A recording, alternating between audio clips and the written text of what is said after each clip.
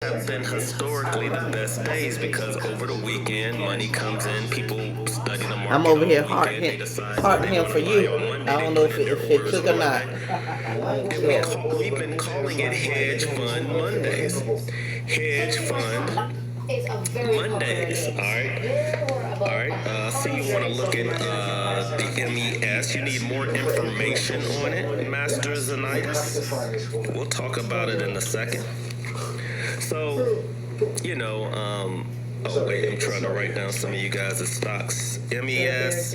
Go ahead and give me a stock that you want me to look at. You know, I always give you guys first preference. Since you guys are here first, I get to look at you guys' questions and stocks first. All right, but what we got? MES, how we're gonna look at Nvidia. We'll look at some derivatives of Nvidia like CoreWeave. Did he hear what was said? And there was another company today that was popping because of their investment in Nvidia. I forgot the name of the company. I think Ann usually puts that company in the comment section. Tesla was the Millionaire Challenge trade of the day. So Tesla did extremely well today. We'll look and see how much money it could have made today trading Tesla. Most of the companies, most of the trades that I saw this morning, guys, were trades that went off. I mean, you had to be lightning fast to catch Millionaire Challenge trades this morning. You had to be lightning fast, but there were a couple that just kept running like Tesla.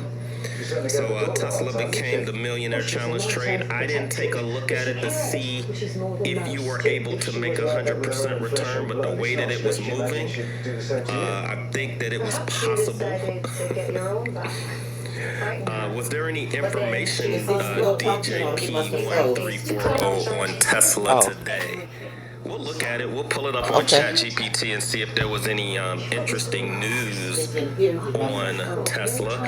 But I know for a fact that Nvidia, guys, Nvidia at their summit this week. So this week is their summit, the GT summit.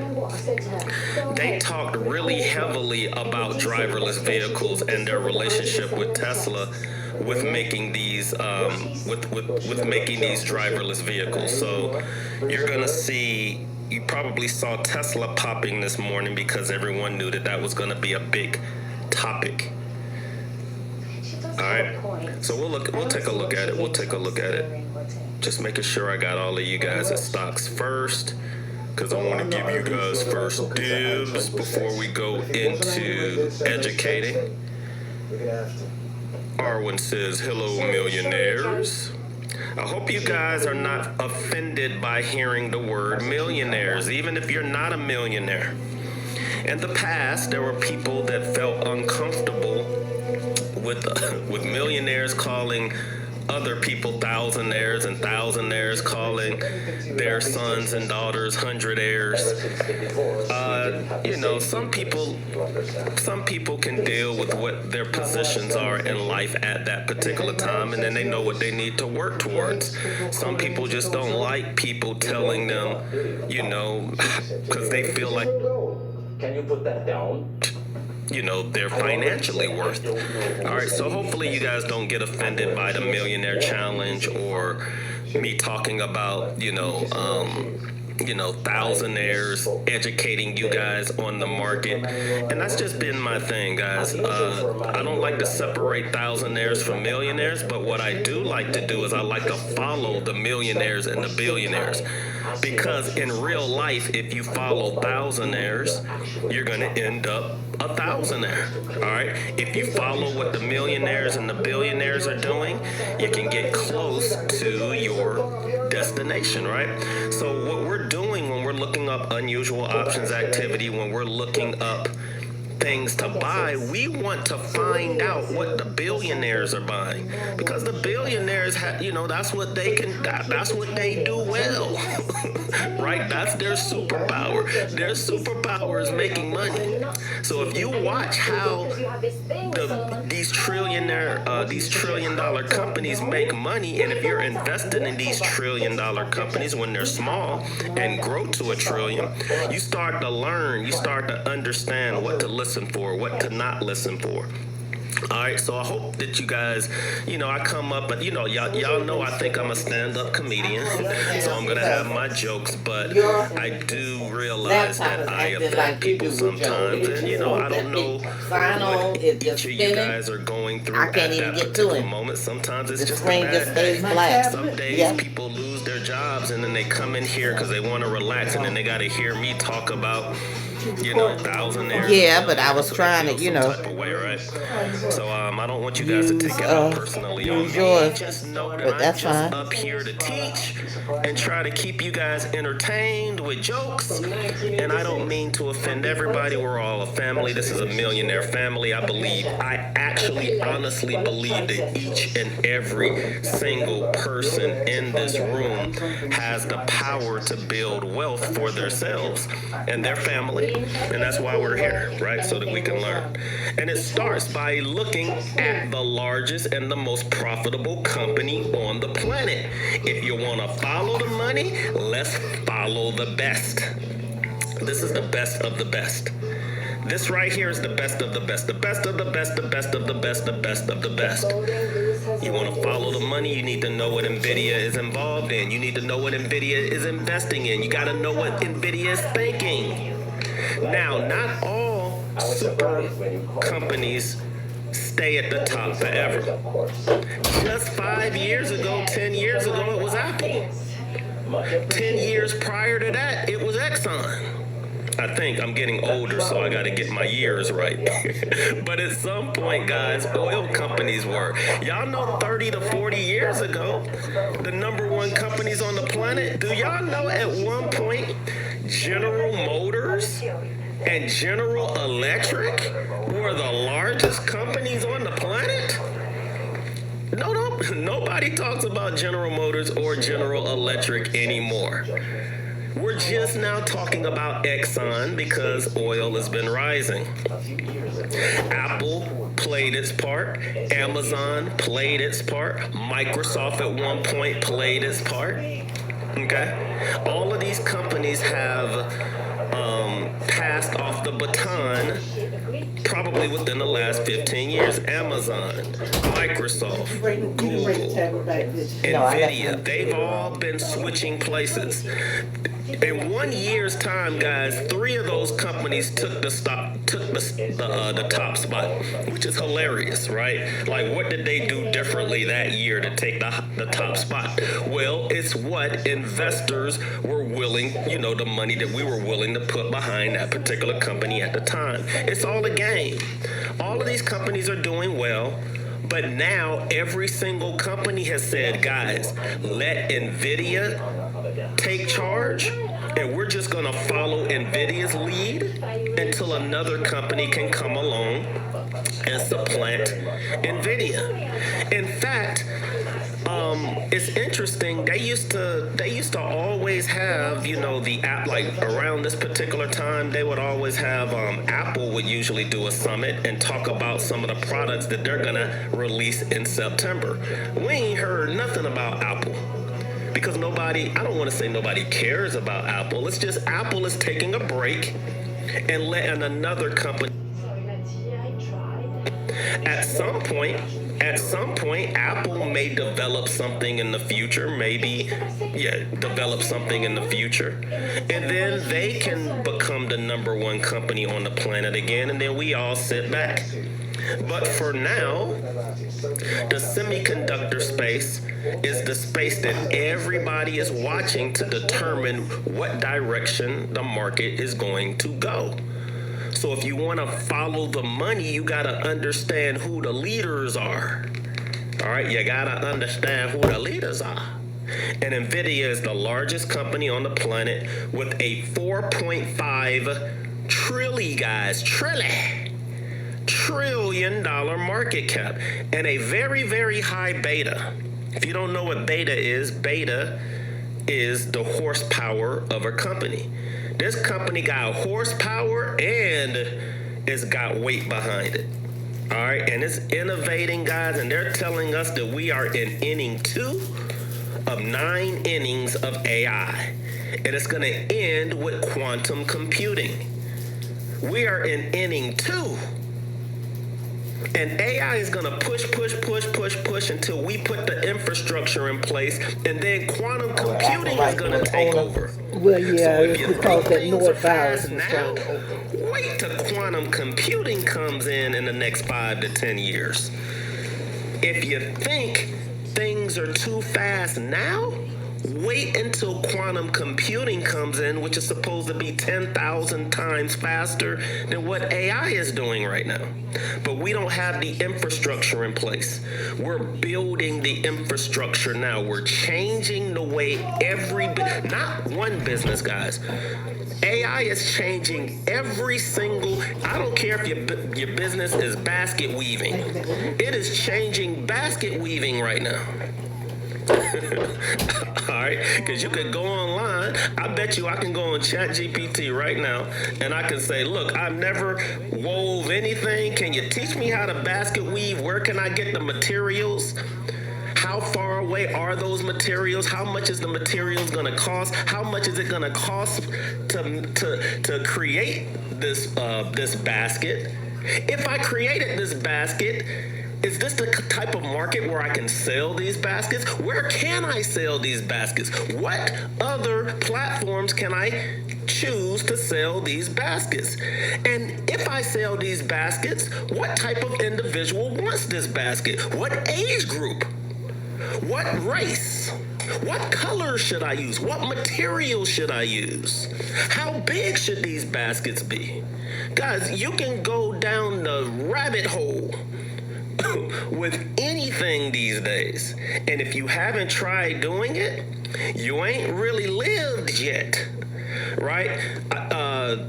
ChatGPT has reinvigorated the way that I even look at the market. The market has been boring for the past 5 years. Ever since COVID, market's just been boring. And now it's exciting again, right? Because I can do more, I can say more, I can create. I can create on the fly. I can create, you got agentic agents, agentic AI, that's out where you can create agents on your ChatGPT that works for you. You can create all of these different things to help you be a better you. If you're a CEO, if you're a business owner, and you're not using AI, you ain't trying. If you have a business and you're not using AI, you're not trying. You're not even trying to be better. You're just refusing to let technology help you in what you're doing. You're still the human. You're still the driver, right? We still are driving this thing, right? We're still needed, guys. But there are some jobs that we don't need to do no more. When I go into Walmart, I don't need, guys, now when I go into Home Depot, when I go into Walmart, I gotta go search for an individual. I gotta put on my polite voice. I gotta ask them what I'm looking for. Half the time they don't know where the products are. I gotta go. They'll tell me it's somewhere down that way. I gotta go down that way, find it. In the future, in the next 6 to 12 months, you're gonna be able to walk in a Home Depot or a Walmart. There's gonna be a robot that meets you at the door. You're gonna say, "I need light bulbs." The robot's gonna say, what type of I didn't know there was a difference. Do you have a picture, sir? Yeah, well, here's a picture. Well, that looks like the light bulb. Do you want this one or that one? Do you want the cheap option, the expensive option?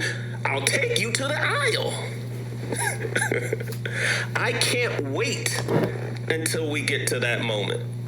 Like humans, like when you go out to restaurants, when you go out, like I don't know if you guys noticed it or not, but humans is just tired of working. Like the work that we do is just mediocre now. You go to a restaurant, mediocre service. Now the food is decent, right? Mediocre service. I don't care where you go, guys. Customer service is terrible now. Ever since we got to sit at home for 2 years and not do anything, we came back like, man, I ain't trying to work no more. I'm trying to do what Joe does and just sit here and trade money all day, but humans make me mad. I feel like I've done my duty for the world. I've done my thing. It's time for me to move on. Well, guys, it's time for AI to come in and do all those little jobs that we hate doing so that we can concentrate on Normally when I hear him, and we now don't we never can hear start anybody. But yeah, I training get you. these AI agents, these robots to do Yeah. things that can help us. All right, so instead of pushing it away, you guys should be embracing it.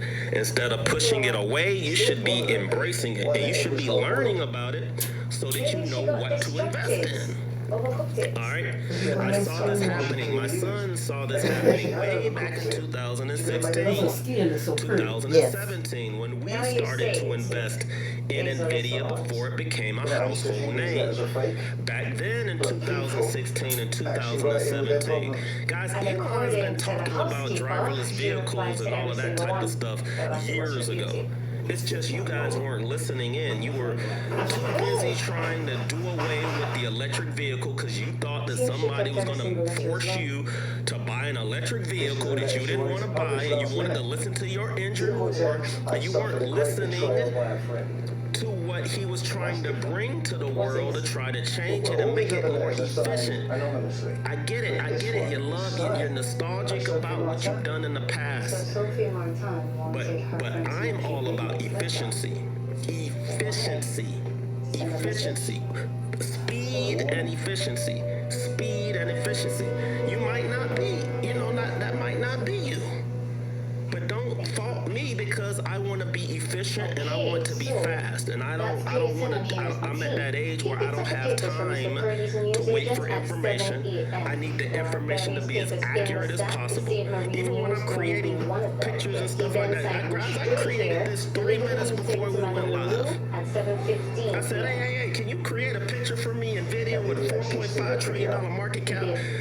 Create some buildings, put some bulls. I said, but you can't make them all men. Put some men bulls. I said, put women bulls, right? I could have just said cows, right? And none of the other people who get the people. And I said, I need it in like 2 minutes. Before I go live, went, made my coffee, came back, picture was ready, uploaded it. Y'all know what I had to do to get a picture like this before? Man, I had to go contact somebody in freaking India. I had to send an email and say, hey, this is the idea that I have. I have an idea of creating a picture with NVIDIA written across the top of it. It's going to say this, it's going to say that. I want these colors, and I'm going to need it like in the next 2 or 3 days. How much is that going to cost me? That's the old Joe. That's the process I had to go to just for a flyer like this that I can create in 2 seconds. All right. So you're missing out on technology. If you have a business and you're not using AI for your business, you're not trying. I'm not trying to make fun of you. I'm just saying you ain't trying. I get why you don't want to do it. A lot of us, our worth comes from our brains and what our human form can create. I'm past that. Like, whatever. Whatever. I'm trying to be on the golf course. All right. I need to create this. I need to go to the golf. I'm trying to do things so that I can be on the golf course as long as I possibly can. I can be on the golf course all the way. I've got it down to a science. I can be on the golf course till about 5. I can drive home. Even if I got like 30 minutes, I can take a shower, make my coffee, be down here for these lives, create these slides. Within an hour, I got it down to a science. It has made my life so much easier. So much in the mornings. In the mornings, my ChatGPT creates a list for me to look for. It might not be as great as if I go through that list. I know that if I go through and I check each company and I check every unusual options activity, it's going to take me a long time to do that. I need that information fast, and even though it might not be 100%, it's still enough information where I have a handful of things I can be looking at in the morning. Some of them hit, some of them don't hit. But then it's my job as a human to cipher through that and see what's working and what's not working. I had used it And so that's long why I I can't trust communicate it. with my I other humans understand. that are in the group chat. So if you're not a super fan, if you're not a super fan, you're missing out on a very good group of individuals where it's not just me in there buying and selling. It's what, 60 of us in there right now? 60 of us just buying and selling, telling everybody what we're looking for. Some days, some people lead, some days it's another leader. Every day the leader changes. Because someone sees something that we all could benefit from. It doesn't mean that we're gonna make money off of it. But it's kind of like having 60 Joels in that room. But everybody does a different job. And every single one of us are using AI. Every time I hear and we this, all I have thought he AI said I had agents working dogs. for us. So it's like But my it's corporation doubts. working with Oh, your I thought he corporation, said dogs. corporation, to Like, make shit. sure that we all make money. It's like Dogs. Amazon working with Google, working with Nvidia. Oh, well, not only crazy one. You're trying to do this on your own. Yes. That's that old human. I'ma do everything on my own. I'ma put Oh, those that's one of your words on my Christmas plug-in banjo. things that was left out there outside. If I gotta You do might it, want to I'm put going. it with your other Christmas electronics stuff when you go back to the shop. To the I'm storage like, house. whatever. I'm I past need to that. find, okay. I'm trying to be on the golf I course. found the bag, so I can probably put it on I don't know about you. Sam or something. I'm trying to be on the golf course. I'm trying to be on an island somewhere. You can go on and on Yeah, you about could your. be just stuck on one of the I'm sandwiches trying and to be on the nutcrackers or golf whatever. course. Mm-hmm. Alright, so you gotta position yourself, guys, and you gotta put it out there on what you wanna do and how you wanna be. But you better embrace this stuff or you're gonna get left behind. Alright, so we got enough people that So are it on. got to be a pet now, unless Let they me got go 85 into of them. educating. So, what did we learn today in the GTC conference? Remember, I got all this information literally 5 minutes before I went live. I don't even know what it's gonna say. Maybe it's right, maybe it's wrong. I don't know. It's a money It Sam. says that during the NVIDIA GTC conference, the big takeaway today was that AI markets could be $1 trillion industry. It's not if it can be $1 trillion industry, guys. Have It's you gonna noticed be. how to every episode Once they start that they had, the all white this ones, they had at least dressed up nice and then had him looking a hot It damn mess. says, let me pull that up. It What's up with says that? So, they talked about this stamp AI data centers. this savory stamp. The I'm original trying to see stamp what you is guys from see. France. Okay, it's on the top. They talked about AI data centers, AI chips, AI software, massive Maybe something meant to post it from somewhere else, build but didn't out. for some reason. Then it brought you to St. Marie to post. Why? Companies Who knows? building My AI stamp systems name are Katie just Sanders on the getting case. started. NVIDIA also talked today about the new next-gen AI chip and the platform for it, right? That's the coffee. So I didn't even know about the Vera CPU or the Rubin GPU. Some of you techies, y'all know what all that's about. I don't care. But if they're talking about it and that's something that you're interested in, great. Because see, I understand the part that says that it's built for AI agents. Great. That's all I care about. Are you gonna make my AI agents smarter? Because my agents are smarter, and they are making my job easier and allows me to be on the golf course as long as I possibly can. For future AI factories, I love that because we are So whoever putting did this wanted audience to the suffer. infrastructure in It says place. here that the poison was only on page 35. Putting the infrastructure in place so that we Which means we're looking at can one hell of a gambler. we Somehow, can there's pass off the one baton page and in let one quantum paper of computing a take magazine. over. Then pray to So the yeah, gods of guys, vengeance that you should paper have is at the least victim. one quantum computer company that you're investing in. I left it to my sons. I was like, I'm looking at quantum computing companies like I look at cannabis companies. Like they'll pop off one day when the right president comes in office and actually changes the scheduling for, marijuana, but until then, cannabis ain't gonna do nothing. I feel the same way about quantum computing.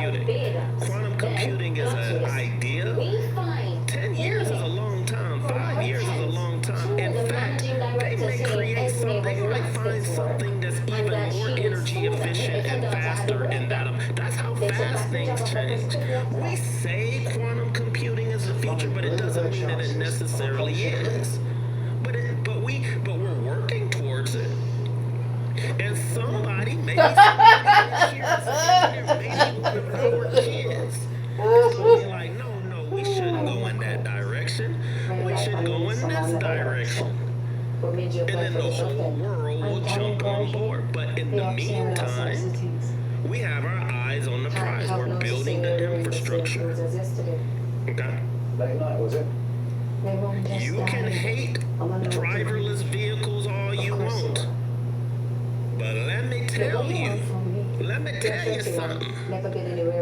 The youngsters, they don't give a dang about a person not being in the vehicle. In fact, they like that more because they don't like interacting with people. And a driverless vehicle, not only I don't have to interact with anyone, I can Dog put on finna my tell own him something. music. Needs to be careful of those cone slams. I can put the air on whatever temperature I want in the car. And I ain't gotta tip About nobody. you then. That sounds like my son's all day, every day.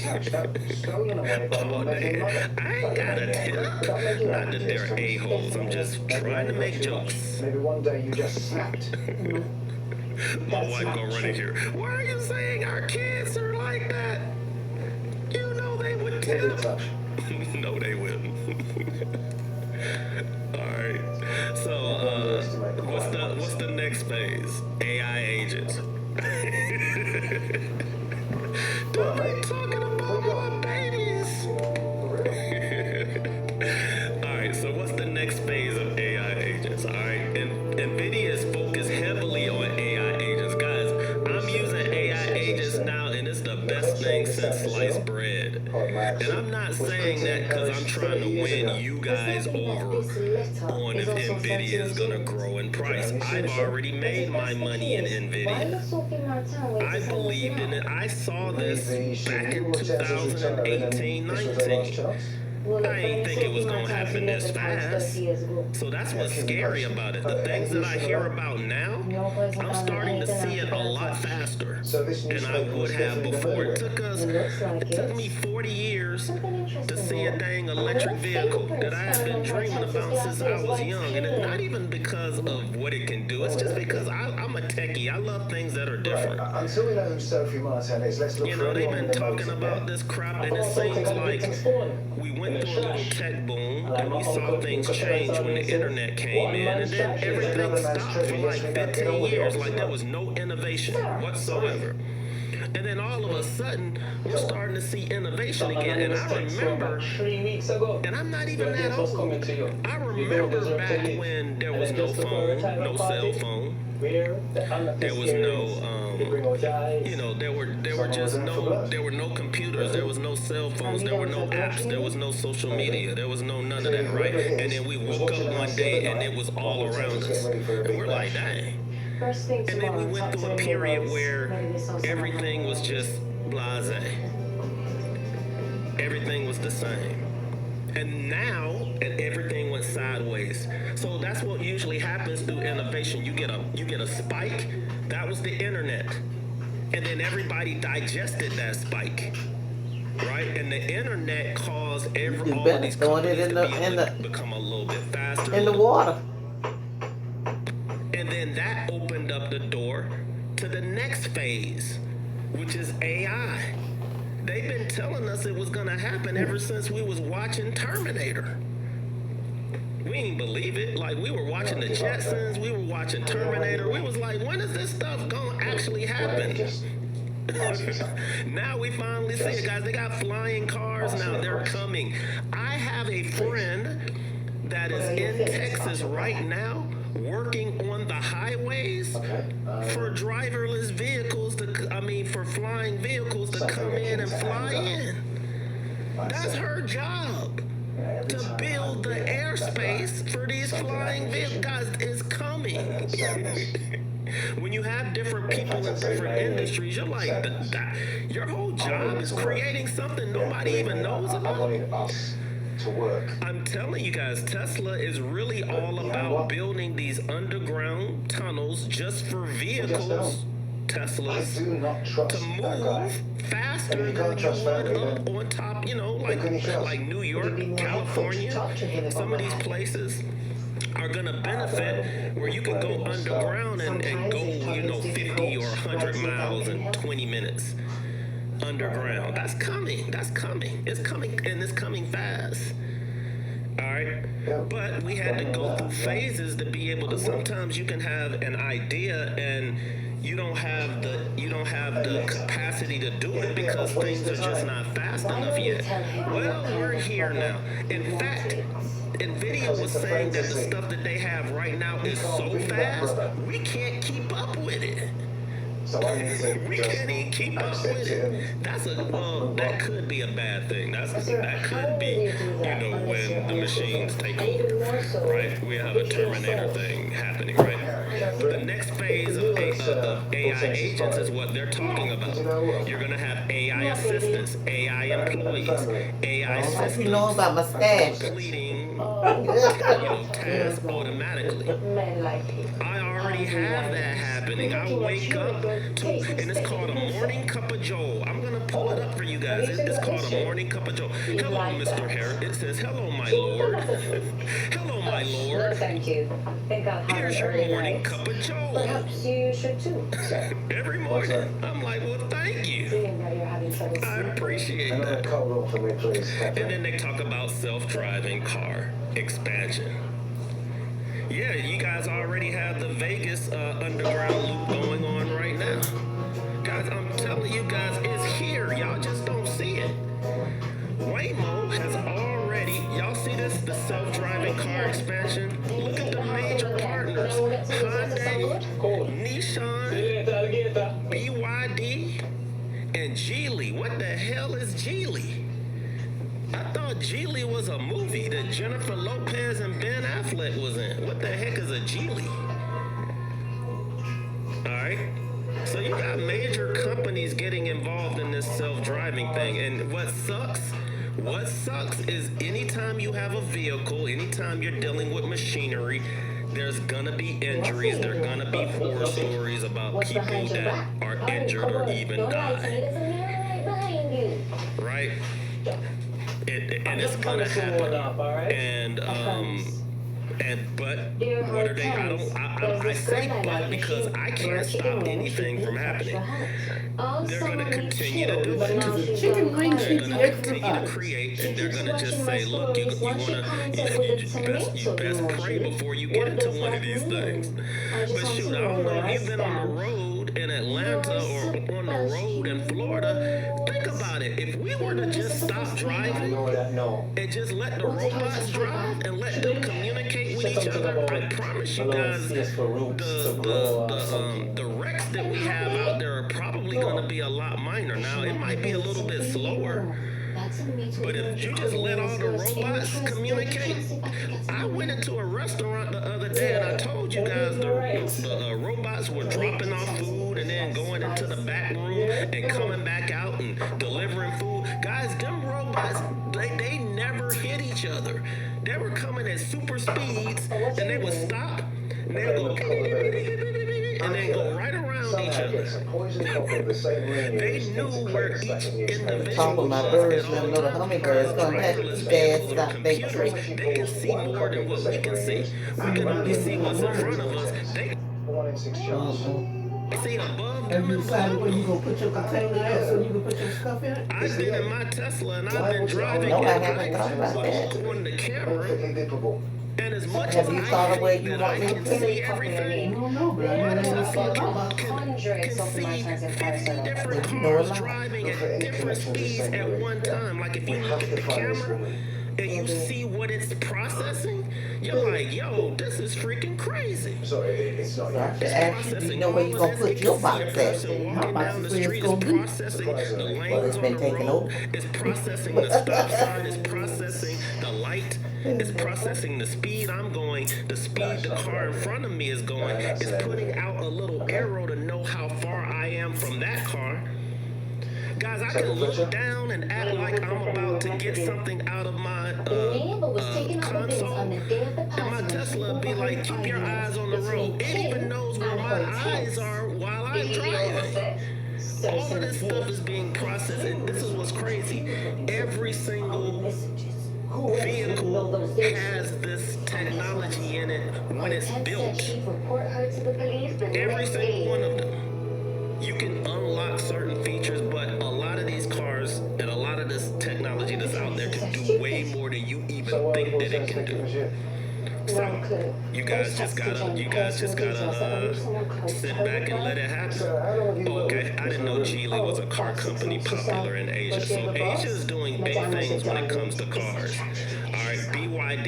When we were in Mexico City about a month ago for a wedding, that was my first time ever seeing a BYD vehicle. Guys, I was in Mexico City, Mexico before they started chopping Americans' heads off, before they overthrew the leader over there.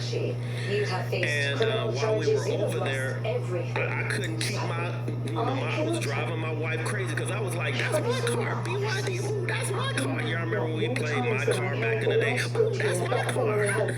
And I saw BYD SUVs, I saw BYD the little cars, I saw BYD signs like everywhere. So if you don't know what BYD is the first company to overtake Tesla in electric car sales. Alright? So look guys, I always say this. I love cars too. I'm a car person. I love cars. But I also believe that every household, if there's two people that live in the household, one vehicle should be an electric vehicle. And then one vehicle can be your traveling vehicle. It can be your SUV, it can be whatever. You guys need to understand that by having that electric vehicle, it makes your life so much easier. Alright? This is a true story. We've had our Teslas for 6 years. You want to go with me to Christine Outside Carter's of replacing masquerade tires, because I do have Pirellis on mine, mine. because y'all know I be driving. Outside of replacing my tires, the maintenance for my wife's Tesla and my Tesla, and we both have over 100,000 miles collectively on both of our vehicles.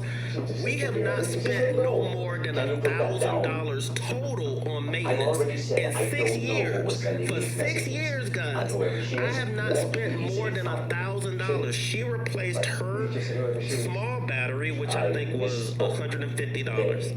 I replaced my small battery, which was $150. We both got our air filters changed, and then I think there was some other stuff. So if I added it all up, I think we spent maybe $700 between two vehicles over 6 years. Now I paid $2,500 for my Pirellis. So y'all know I'm ignorant. Y'all know I'm ignorant. So far what? Everybody I come up to.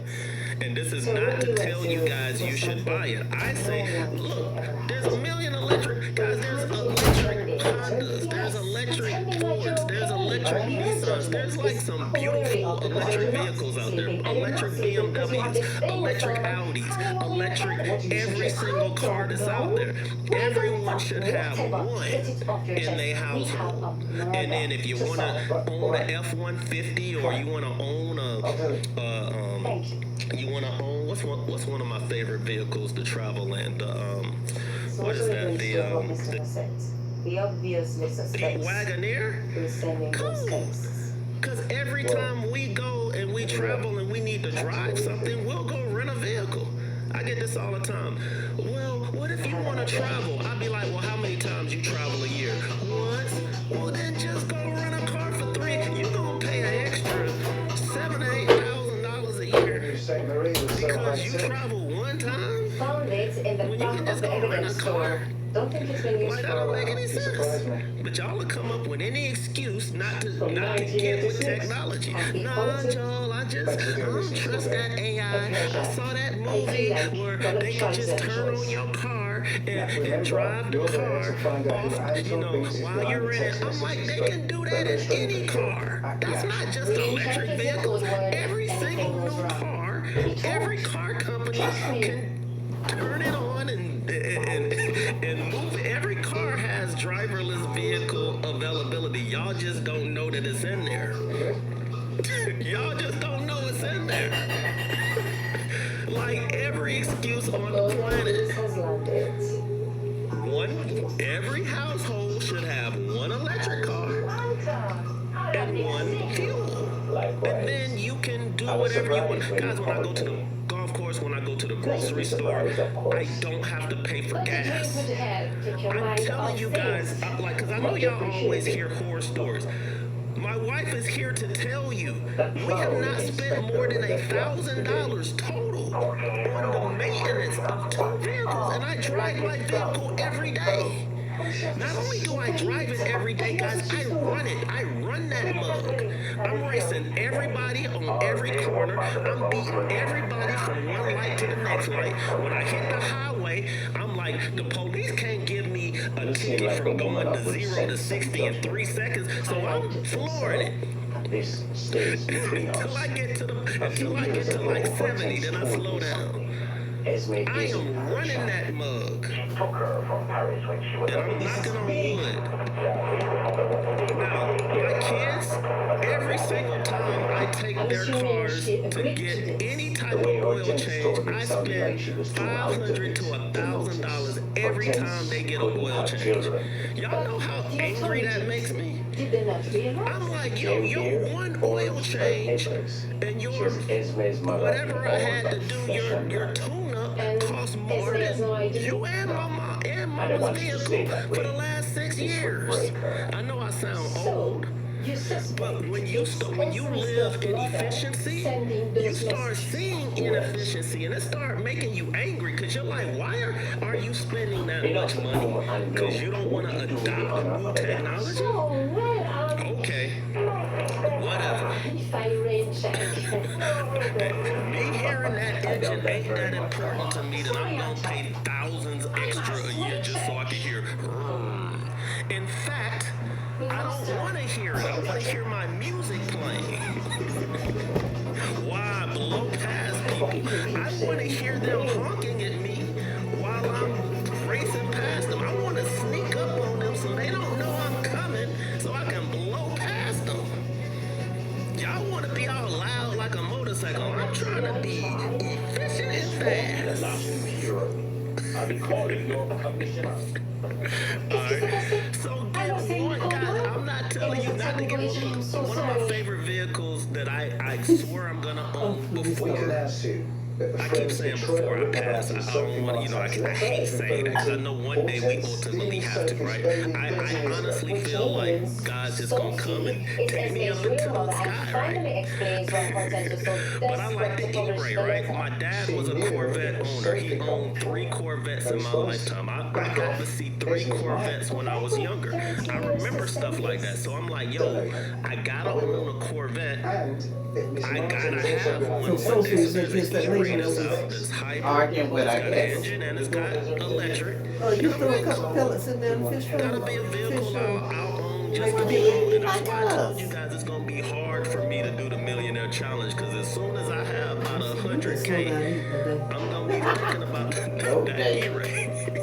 This, My wife's gonna be like, Joe, do you really need that? I'm like, and then I'm gonna tell the story about my dad, and then everybody's gonna feel all bad and sad. Like, you can't let the man not have the sense. He's thinking about his pops. How can I tell him not to buy this when he's thinking lined up, right? I got the whole story and everything, right? My wife in the comment section like, oh Lord. But anyway, to make a long story short, guys, self-driving car expansion is what they were talking about. Alright, what else did they talk about? They talked about data centers. Data center boom. It's huge.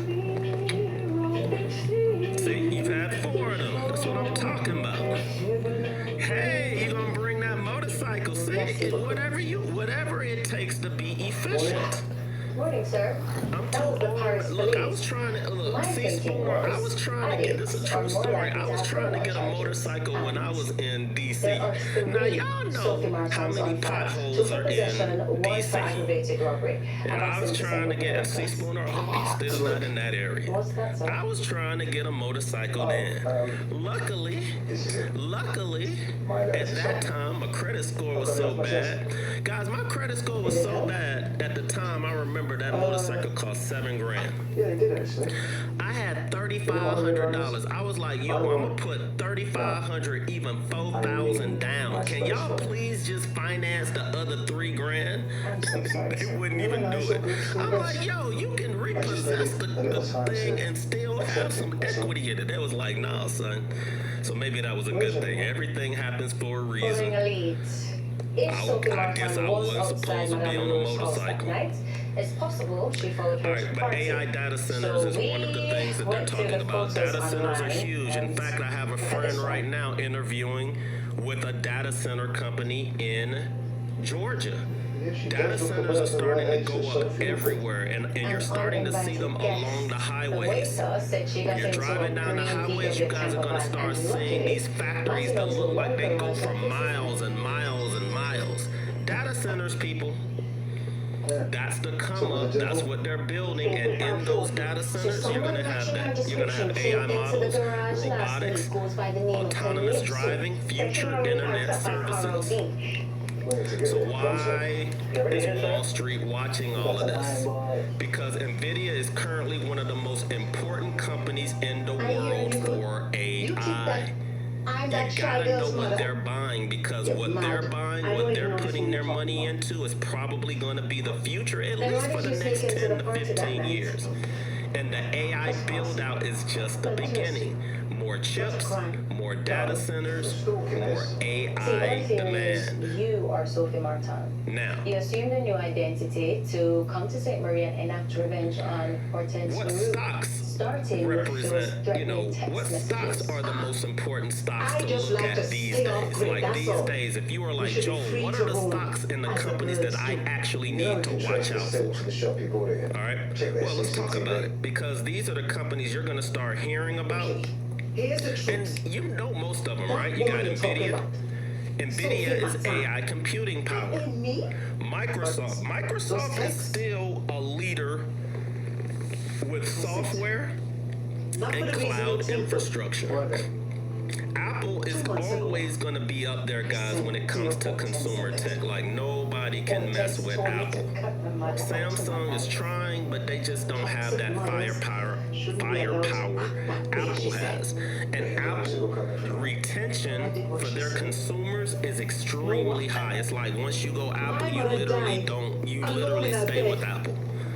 Alright, once I was able to get all Apple products, guys, remember, I'm all about efficiency. I don't care about what's the best. I'm about efficiency. At this age, I just need my stuff to work. I have Apple products. Guys, I still have an Apple Shuffle. Y'all remember the Apple Shuffle from back in the day? I still have one of those, and it works. Like anything like that can work 15, 20 years later, guys, it lets you know that the product is actually a pretty decent product. And I know you Samsung, Google people are like turning over right now. Hold on to it. All right. Saudi Aramco, guys, is the largest oil company on the planet. Now, Saudi Aramco, although, and I was wrong in the group chat today, So we still have President Trump came out, and lately he kept saying how America is number one oil driller. And Let's for not you, forget about the egg. the number one oil driller. So I had to go to ChatGPT, and ChatGPT said, Joel, in fact, you're wrong. So I was like, dang, I apologize. I was going off on President Trump. I was like, man, why? Now, mind you, he didn't lie about 1,000 times, but in this particular case, he actually was telling the truth. But he still lied, because he said that we're drilling 2 times to 3 times more than anyone else. So he told the truth and lied in the same sentence. So yes, we are the leaders. but we're not leading by drilling twice as much as Aramco. I think we drill about 15 to 20 million barrels. They drill about, I think we drill about 15 to 20. They drill about 10 to 12. But Saudi Aramco exports more oil than we do. They can move the market a lot more because there's more consumers of their oil. Now, in the future, if America wanted to export their oil, we could become if we want to export the way that they were doing it, because we pump the most and we have the most, we could take over that position. But you gotta align with those countries and make sure that they're buying from you. Saudi Aramco has those buyers. So they are a company you have to watch. Okay? And here's one that a lot of you guys just don't know about. You guys don't know about Taiwan Semiconductor. Taiwan Semiconductor, guys, is one of the most important companies in the world right now.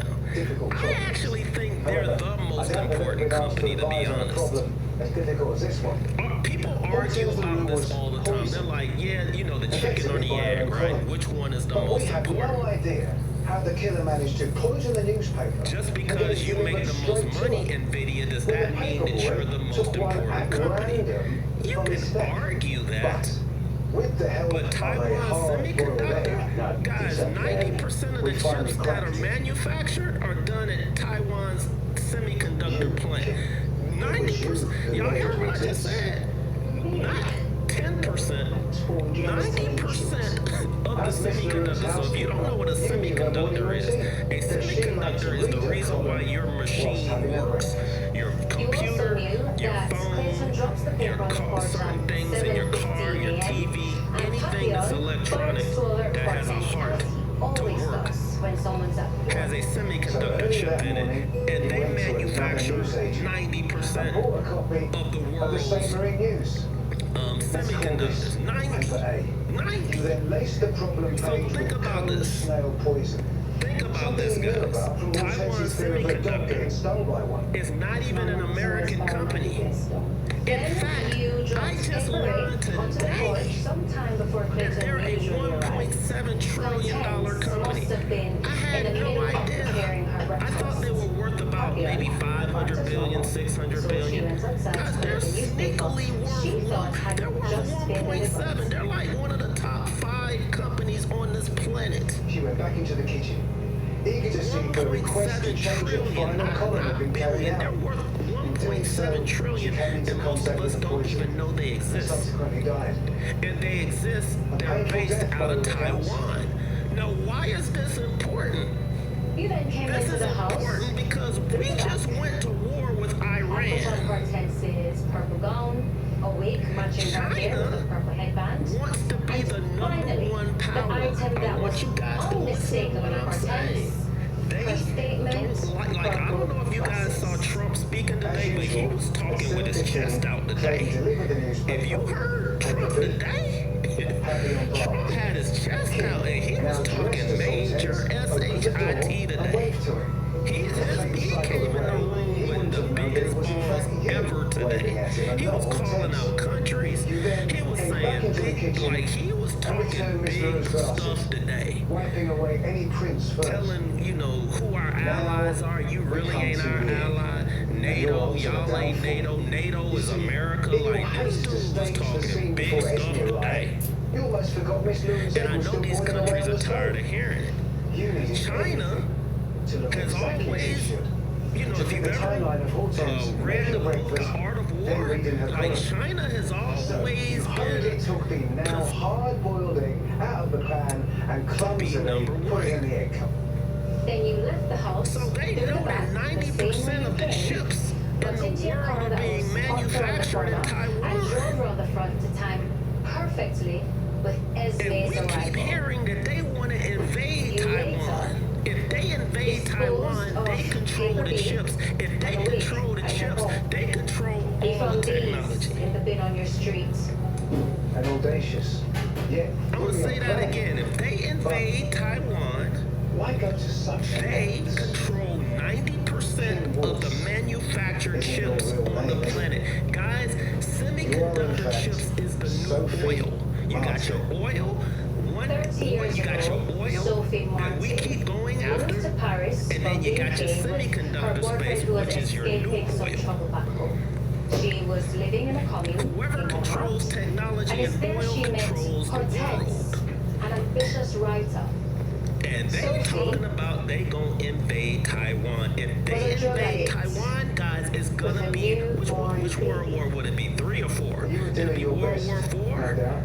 But from what we now know about It will Miss be LaRue, World War she has a 4 savior complex. if this happens. Through our undercover America investigation, would have to go in there we unless discovered her America secret. wants to Hortense stole bend the your knee baby and in the not be the night superpower and went anymore. as far away as she could. All right. Now I've always said, why can't another company just come out and manufacture chips? We can. It's just going to take years to create the infrastructure that they have that builds those chips. Because I'm like, can't we just build those factories and then manufacture it ourselves? They're like, yeah, Joe, but it ain't that easy. It takes time. It takes money. And we ain't got that amount of time to do it. And I'm like, yes, we do. We've been talking about invading Taiwan, China invading Taiwan for 3 years. Y'all couldn't build the same things they built in the last 3 years. Maybe there's something I don't understand. Maybe you techies can explain to me why we can't just create and manufacture our own chips. I still don't understand why. We supposed to be number one. I wanted to see We where got I was going 90% of our chips being manufactured on one little island. The guy was going home at the time. He told the police that I was I don't get it. How did America let this happen? Of course, Trump will blame Biden. Nothing to do with it. He was not a good man. Biden's job is not to understand technology. How did our tech companies allow this to happen? How did we allow all of these other companies to have control over these semiconductor manufacturing? I still don't get it. But in my opinion, that's the #1 company on the this is the company y'all need to be watching. And you can buy it, guys. You can buy it. You can own these chips in your portfolio. It felt like fate. What Taiwan Semiconductor Manufacturing Company does for NVIDIA? Well, they manufacture NVIDIA's chips. Hortense. NVIDIA designs the chips, guys. They're the architecture. They're the architect. So imagine if you go to school and you're an architect, right? You go to school, you're an architect, but an architect doesn't do the hard work. Hortense was friends with her. This is She didn't my idea. recognize This her. is what I want. She was in jail for a long time, so she probably didn't remember. Taiwan And then she makes was that on happen. drugs. They say, okay, Oh, these are the different. designs. This is what you want. All right, we will manufacture that for you. They're like the construction company. So they're the construction company. NVIDIA is the architect. They're the engineer. Without the construction company, you can't build a house. I don't care how beautiful your design is. You can't build a house without the construction company. I'm like, well, why haven't we created the construction company? It still doesn't make any sense to me. Hortense's love for you. That was All right, that's what it is, Ascension. Outsourcing our outsourcing to keep the prices down. That makes sense, right? We would go to China. America at one point had 800. Apple at I one like point watching had this again with $800 you. billion locked up in China. 800 billion. They couldn't even take that 800 billion out of China if they wanted to, because they could really affect the economy and they would fight us. If Apple decided to leave China, China would have fought us for that. Like, nah, son, you're not about to bring our economy down. Not without a fight. So, Taiwan manufactures everything. They build the chips in their factory, in their semiconductor factories. I don't know how the heck America allowed one company to create 90% of the chips in the world. I'm still flabbergasted when I think about it. Can I help you? I'm like, what? 90% of all Yeah. chips are made in one place? Man, get out of here. Sleeping, actually. Deeply. So, why NVIDIA can't easily use another company? There's only one or two companies in the world that can manufacture chips at that level. Finally! TSMC is by far the best. But then you got Samsung. I'm not sure. Is that gonna be Samsung that? ain't American I don't either. think you should be playing that. And now y'all want to rely on Intel? Intel's like a 85. It's like asking an 85-year-old. Now you tell me right now who you are, Look, I who want your to dad is, build this and what house. you're doing They on my 85 property, years or I'm old, and arresting you're you for like, can you be trespass. the project manager and build my house? Eloise, Eunice. Can you go in there and put the floors in and the walls and the sheetrock? Like they mean well. They have the knowledge to do it. They can even get their cousins or friends or whatever to do the work, and they sit back and manage them. I'm sure you But that's what Intel is. Intel is like a 85-year-old trying to manufacture chips. Ain't nobody trying to use those chips. And it's gonna take too long. It's gonna be right once it gets done, but by then we own the quantum computing.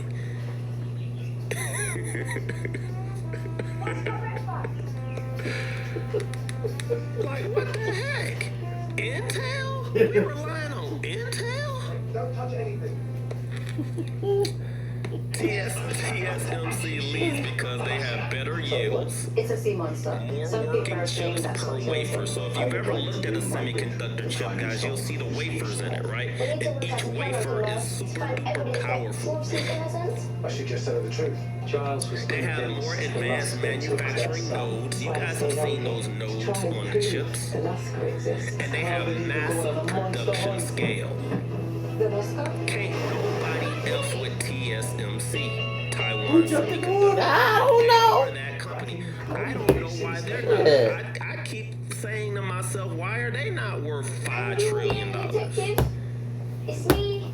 Now that I've done some research, I've always just thought that a lot of these companies, like, I've always believed that a lot of these Asian companies should be larger than ours. Alibaba, guys, Alibaba should be like the top 2 or top 3 company on the I'm sure planet. you was good. Because China has way more people than we do, and people over here buy from Alibaba and all over the world. The only reason Alibaba can't grow the way these American companies can grow is because of the Chinese government.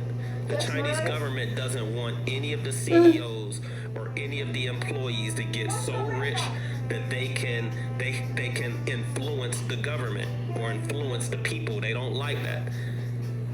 You know, when Jack Ma became a household name, if you're in the stock world and you're just learning about Jack Ma, Jack Ma was like Jensen Wang 5 years ago.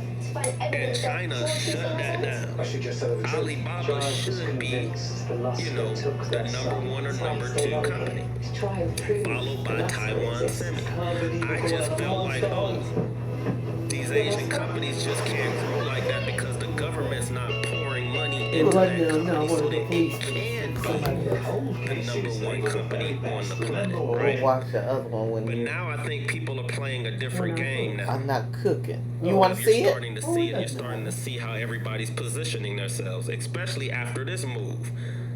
If we've really truly taken out Iran and we have control of that oil, it's I gonna don't cause a think so. problem. Cause say Because episode China 7 of has to go 7. through that It may straight not be one. to get their oil. So now they gotta play. So it's a whole bunch of positioning. It's a whole bunch of chess happening right now, guys. If you're not into That 8? politics, you Yeah, better watch that's and 8. see what's happening, because it can really affect what you're investing in.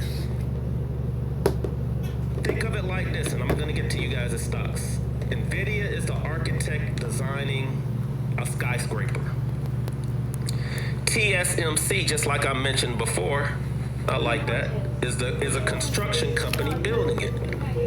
I love when I give out an idea and ChatGPT has the same analogy. I'm like, yeah, I'm on point today. They don't show us what happened last time to ASML ASML is the company that makes the construction equipment. So think of ASML like Deere or Caterpillar. Okay? No, that's. So I don't think they go back ASML, that far. If I'm correct, now I do believe it's only about 500 billion in size, but it's another company that a lot of you guys don't know about that's actually pretty big.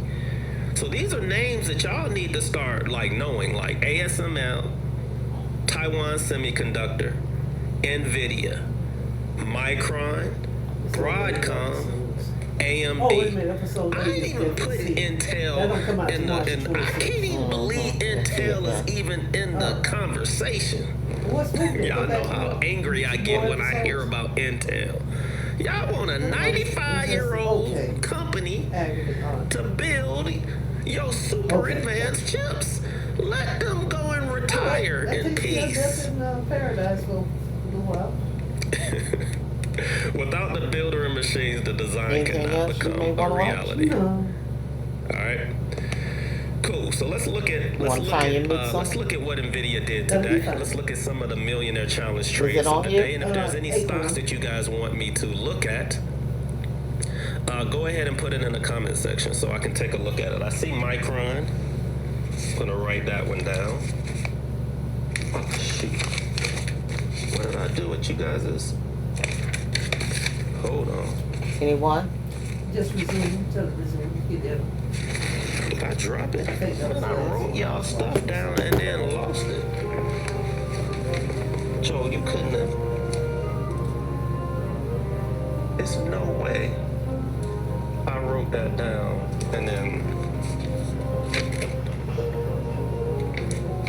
Hold on, I'm trying to find you guys' stocks that I wrote down. I didn't go anywhere. How can I lose it? See, this is what happens, guys.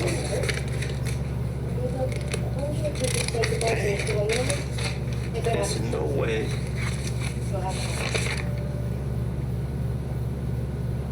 Yep, I just don't have it. Oh well.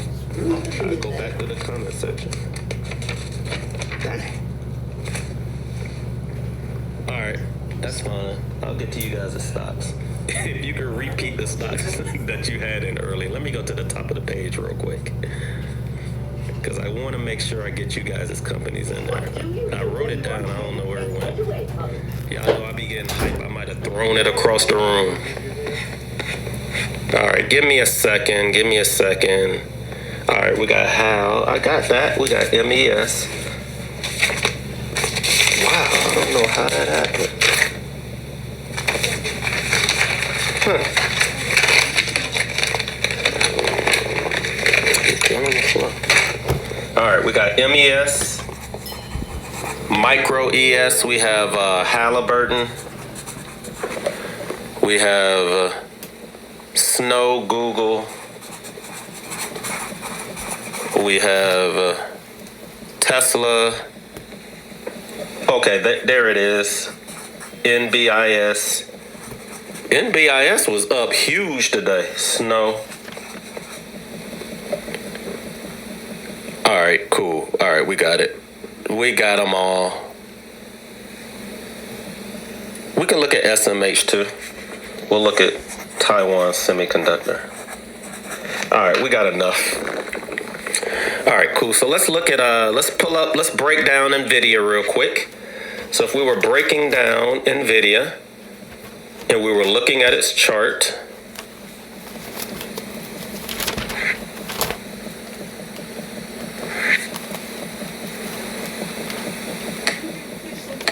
Yes, I did. oh, Yes, I did. Just the worms. there we go. If we were looking at NVIDIA, what color is this chart? Is it green or red? This is the 1 year chart. Actually, this is the 5 year chart of NVIDIA. Is it green or red? We have to, when we're breaking down a company, we want to establish if it's bull. What do you guys see?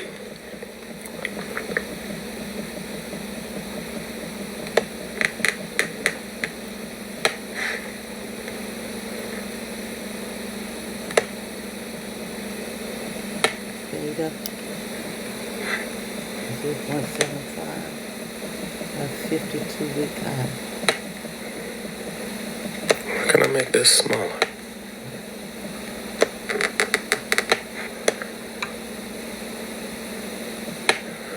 All right, you guys should be able to see it now. All right, cool. So what color is that? Green, right? It's green, it's bullish. So we all know that this is green. In fact, we already know that it's a $4.5 trillion company. If you want to buy it right now, it's I think that says $83 a share. It was up 1,278% in the last 5 years. If you bought this 5 years ago, Well, he guys, just you talking would have like added something else basically right now. a I think zero we're gonna on do the that end of Halle your Berry investment. that If you I had a $10,000 investment, it went to $100 grand. In fact, if you had a $10,000 investment, it would be worth $127,000 today. Imagine putting 10 grand in something and it being worth $127,000 5 years later. 1 year ago, you could have made a 50% return. That is wild when you're dealing with a company this large. It's the largest company on the planet and it still gave you a 50% return in 1 year. That is absolutely amazing. It's amazing. I gotta make this look better than that. Oh, there we go. That's better, Joel. All right, so that's the 1 year chart. The 1 year chart shows you that for about 8 months, guys, Nvidia's been going flat. Nvidia has gone up so much in such a little amount of time, guys. It has to take a break. It gave you a 50% return year over year. It gave you a 1,200% return in the last 5 years. That's what stocks like this do when they have a 2.4 beta or 2.3 beta. It has horsepower. It is leading everything. But when it goes down, guys, it can be bad. So be extremely careful. Anything that can go up, I want you guys to use these real numbers. Whatever it can go up, it can drop about half of that. So if you see a stock that's up 50%, well, it can drop 25% and still be bullish. I don't necessarily believe it can drop, all the way back down to the price that it was a year ago. But stocks, even when they're bullish and they're stepping up, they'll go up, they'll come back about half of that move before they start going higher. If a stock jumps about 100 or 200% in a year, you can almost expect it to get cut in half in price. So if you bought a stock for $50, guys, and you were able to ride it up to $200 and it's less than a year, you got a 90% chance that it's gonna go from $100 to $50. So expect it to happen. And don't get angry when people like me come in and tell you statistics. Stocks don't go up 100% and drop 1% and then go up another 100% and drop 3%. That's not how they do it. If you look at a chart, they usually come back 25 to 50% of that move before it goes higher. Stocks stair step going up. They use S patterns going up. Sounds good to me. S patterns is one of the first things that I noticed in the market 10 years ago. In fact, I was trying to teach people S patterns and none of my trading friends wanted to get on board with it. I don't know, maybe they saw charts going straight up and I was like, no guys, y'all don't see the S patterns. They just couldn't see it. They couldn't see the stair stepping. And I got clowned for it. Like really, I really got clowned out of a lot of communities when I was explaining to people that things stair step up. But that was before we had ChatGPT. That was before people were able to get educated on charts and technical analysis. And again, guys, I ain't even that old. Scary. That lets you know how new this. Most of you guys are the pioneers of your family when it comes to Did it warm analyzing up stocks, at all since using you've the been chart, outside? using charts, and using the fundamentals and using the technicals. Right now, I'm using Yahoo Finance. Yahoo Finance is going to give you the opportunity to analyze that stock in 1 minute. I'm going to be able to get the market cap. I can see what the 1 year performance is, the 5 year performance. I can see if it's bullish or bearish. I can see the beta of the company. I can also pull up the 52-week range. I can slide this up, guys, and I got all that information right there. 52-week range, $86 to $212. Why is that important? Because that's telling me that the lowest price in the last year was $86 for the stock. $212 was the highest. It's a $4.5 trillion company. It actually offers a dividend. I had no idea that NVIDIA offered a 0.02% dividend. Its PE ratio, which is price to earnings ratio, is 37. Wall Street loves it to be in the 20s or lower, but it has very high growth potential, so it can have a 37 PE ratio. Okay? And I can get all of that information very quickly. I can tell this is a bullish company. I can tell this is the type of company I want to buy dips on. Very, very easy. I broke that down in 1 minute. What a lot of you guys are doing is you're finding companies that aren't bullish, that are down in price, and you think they're on sale, and they're not. They're actually injured companies that can probably go lower. So we're learning in here that we want the percentages to be in our favor. So we want to buy bullish companies. We don't want to buy bearish companies. If I pull up a chart and that bad boy is red for the last year, especially if it's red for the last 5 years, I want you guys to run until you start becoming good at making profits, because more than likely if it was down for a year, it's probably going to be down for another couple of years before it gets its crap together and turns around. Wall Street does not like bearish companies. I keep telling you guys this. Follow what the billionaires and the millionaires are doing. Stop listening to thousandaire strategies. Nobody on Wall Street is looking at a 52-week list, 52-week low list, and buying companies on the 52-week low list. I can spot a novice trader in a second. In fact, when you turn on CNBC, they're always laughing at people like that. They're like, people are still buying companies on the 52-week low list. They don't realize that Wall Street does not like those companies. That's why they're down. They're laughing at you because you didn't know any better. Stop buying companies on the 52-week low list. That's investing 101. Unless you plan on being in that company for 5, 10, 15 years. It is not buying low and selling high. You want to buy companies that are bullish, that has a slight pullback, about 25 to 50% of that move, because it's money flowing into it. People take profit. It doesn't drop so much that it goes back to the price that it was a year ago, and it allows other people to get in and make money. And then you just get a nice little stair-stepping move for years. The stock market is, these are real statistics.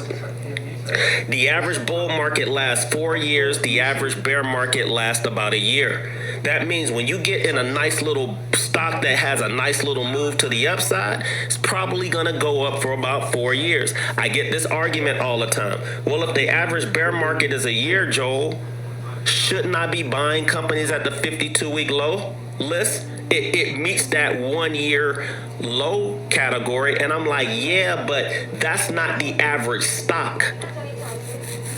The market moves for 4 years and then down for 1 year. And if you're in the companies that the market is putting out there as being the best companies, then those companies move for 4 years.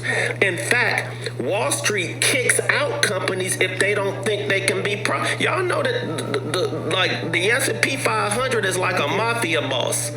They will kick a Fortune 500 company out the S&P 500 because they're not profitable. They're like, look,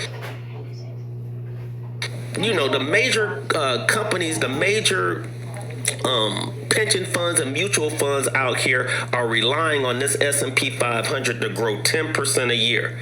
If you can't help get that 10%, then there's no reason why you should be in this S&P 500. So get out of here, and then they'll put another company in there, and then they'll put money into that company so that it can grow, so they can help the S&P. It's a rigged game. It's a rigged system. And if you've been following it, if you're able to look at your charts, you'll see it. You'll be like, dang, it's a rigged system. Money is nothing to the government. They don't care about inflation. They don't care if in the future, guys, we owe a quadrillion amount of money. They don't care, because all they'll do is continue to print. They solve problems by printing money. If you have unlimited printing money ability, there's nothing you can't buy. People that are not invested in things that inflate lose. But that's why you guys are getting educated now. You're like, hold up, this is a rigged game. They're just gonna print money? Like, yeah, who you think gonna pay for all of these missiles? Us? Yeah, we gonna pay for it. But I need to be invested in the stock market so that when they start printing money, that I at least can get that money back. But if you're not invested in real estate or stocks or anything that inflate, you're the one that's gonna feel the pain of it, not me. Which is why investing in the stock market is essential. It's not even an option anymore. It's if you don't do it, you're gonna get left behind. And you're gonna get angry, you're gonna get mad. You're gonna get mad at people like me when I show my receipts over the next 5 or 10 years. You're gonna feel like, why did he have an edge and I didn't? It's because you didn't understand how America is built and what it was built for.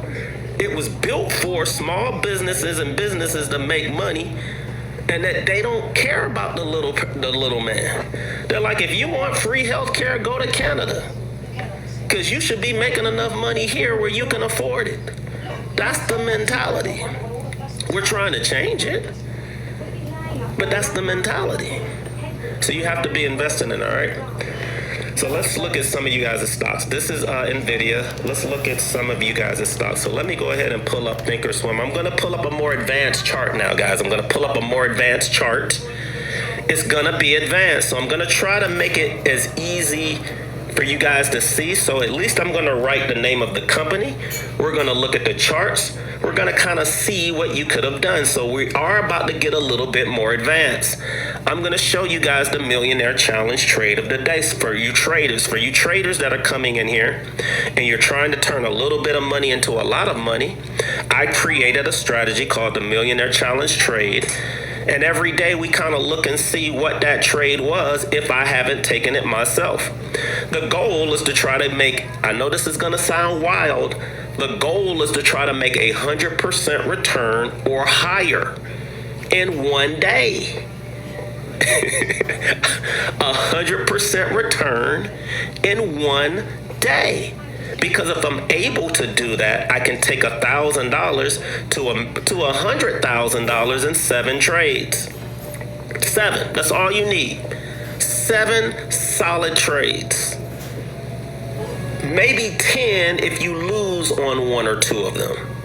10 solid trades with 2 or 3 losses with about a 70% win rate. You should be able to take 1,000 to 100 grand. And I'm gonna show you guys how to do it for free. All right, this is what I've been teaching for like ever. All right, but you have to have everything in place, and it doesn't have to be a perfect storm, but you got to know what you're doing. All right. In the meantime, that's the fastest way to making $1 million, right? The other way that you guys should be trying to get there is by investing in yourself every single time you get hold of any paycheck. On Wednesday, we are all of us TikTok live hosts are gonna receive a check on Wednesday. I almost always take about 80% of that and I invest it in myself. If I make $1,000 on Wednesday, $800 is gonna go into the stock market or into some stock every Wednesday. $200 I can use other live host. A lot of you live hosts have it backwards. Y'all would give away 800 and then use 200 for yourself. You have it backwards. Okay? Now, I always tell people, look, 10% of whatever you make, you should be investing in yourself, all right? I know everyone can't put 80% of their salary into their sales. Joel, that doesn't even make any sense. 10% is the number I want you guys to try. 10%. So if you make $1,000 this week on TikTok, $100 minimum should be going into yourself. If you have a job, and you make $2,000 and after taxes, you get a $1,500 check on Friday. Well, $150 of that should be going into your investment account, into your self-directed IRA. 10%. Because if you take 10% of your earnings over your lifetime, guys, and then let the market do its thing, and it grows 10 times its value, it's almost like you're saving what you're making. Now you guys understand why I always want to make 10 times my money? Because it's almost like a 1-to-1. If I made $1 million over the next 20 years, making $50,000 a year, and I just put 5,000 of that 50,000 into myself, even though it's only gonna be $50,000 over a 10-year period, because it's 5,000 a year. If the market runs, if I luck up and get into something like a Nvidia, and one of those $5,000 investments grows 3,000%, and I hit there, and I hit there, and I hit there, and I hit there, oh my God, the sky is the limit for what you guys can earn for yourself. But if you don't have that mindset and you're thinking like a thousandaire, oh, I'm just gonna lose money when I put it in the stock market, where else is it gonna go? I guarantee the $100 that you were going to put in the stock market that you thought was so important that you had to put it into something else, I promise you, at that time it seemed like it was worth it, and it wasn't. And then what ends up happening is 10 years later, because you haven't accumulated funds week after week and month after month, you're going to feel like you're behind. And then you're going to get angry and say, I'm not going to even do this because I'm not even deserving of it. I know how you guys think. I do consultations all the time. You got to start somewhere, even if it's at the all-time highs.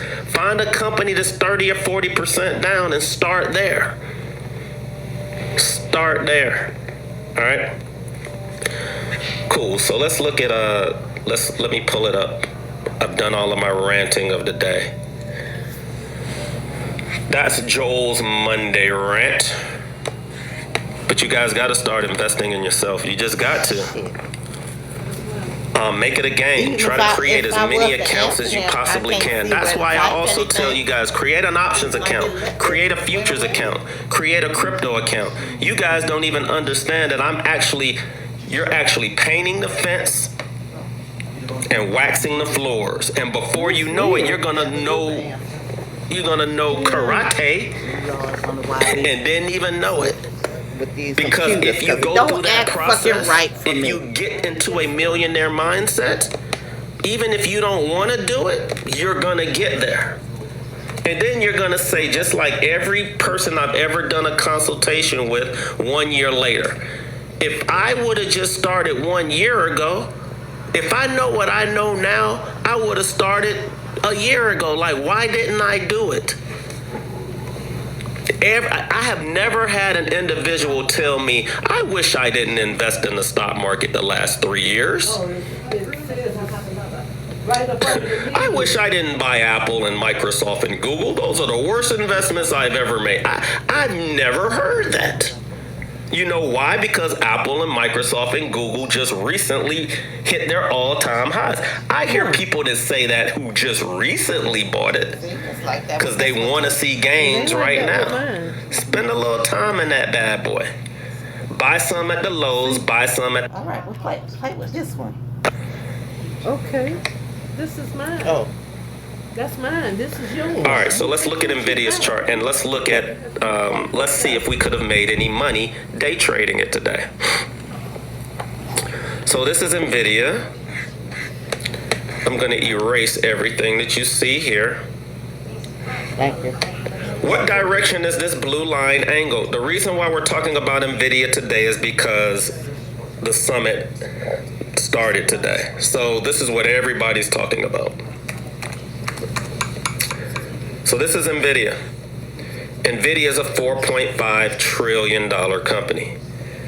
That means if I buy NVIDIA right now and it's 4.5 trillion, guys, and I got 10,000 invested in it, it's gonna be real hard for that 10,000 to be worth 100 grand. Because with it being $4.5 trillion, you kind of missed out on the move. You missed it. But that's fine, that's okay. It's okay that you missed it because you know what you can do now? You can invest in the picks and the shovels of the AI space. Maybe you missed the gold rush, but now you can invest in the picks and shovels. Okay? Because that's where you're going to be able to get, make your money. So we need to find companies that NVIDIA has a relationship with, that's investing in, that are small enough where if we invest in them now, maybe 5 or 10 years from now, they'll be worth 10 times, 50 times their value. Because NVIDIA is not going to grow 50 times from its value from here, I don't think, in our lifetimes. Now, anything can happen. Anything. Maybe these new chips will allow us to be 1,000 years old. And we'll see NVIDIA get to 100 trillion in market cap. But for now, it's 4.5 trillion. You should have been investing in it when it was 400 billion in size or 100 billion in size. It's now 4.5 trillion. It's grown. You make your money on the market cap of the company, guys, not the stock price. I hate to tell that to you guys. You missed it. All right? Beta, DJP, is the horsepower that a company has. Horsepower. If you pull up a company, you can always ask its beta. It's kind of like saying, all right, if I looked at 5 people, I want to know how fast they are. All right, oh, that person runs the 100-yard dash. And they run it in this time. They're fast. The beta is high. This person runs a marathon, but they don't run as fast. Their beta is going to be kind of low. They can run long distances, but they're not, the fluctuations of the company is not going to be that big. The higher the beta, the bigger the fluctuations, but it's fluctuations to the upside and downside. It can grow really fast, and that money can be taken away really, really fast. When you have a 2.5 beta, it means, yes, that company can be up 50 or 100% in 1 year, and it was up a 50% year over year. It also can be down 25 or 50%. A low beta company will have a hard time dropping 50% in a year. It can happen, but the beta kind of tells you, it gives you an average of what its fluctuations have been over a certain amount of time. I think Yahoo Finance calculates its beta over 5 years. I think Thinkorswim calculates its beta over 1 year. So be careful also when you pull up the betas, guys. It can be calculated over different time frames.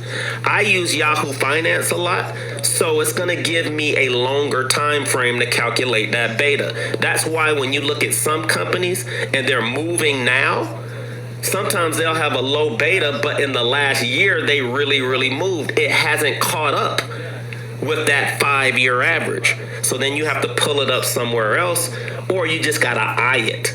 If a company grows 100% in 1 year, in my opinion, it's a high beta company for now.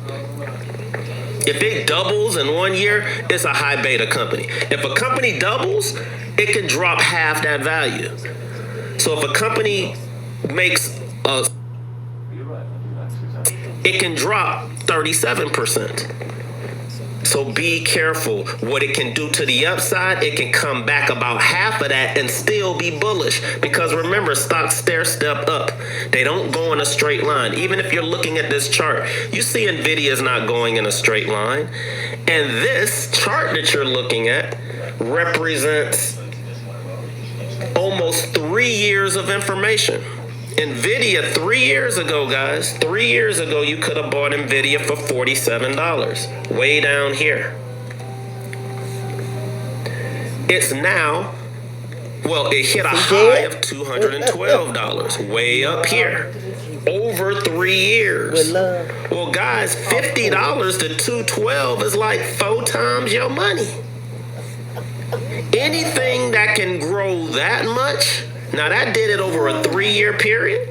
Guys, Nvidia can drop to 100 and still be bullish. People will still love this company, even if they lose half the value. Because it's got a high beta. They know that even if it gets cut in half, the minute it gets positive news, it can grow right back to where it came from. In fact, Nvidia did that just last year. Just last year, when Nvidia posted a $212 stock price. Do y'all know? Well, that was just recently in November. Let's go back to April.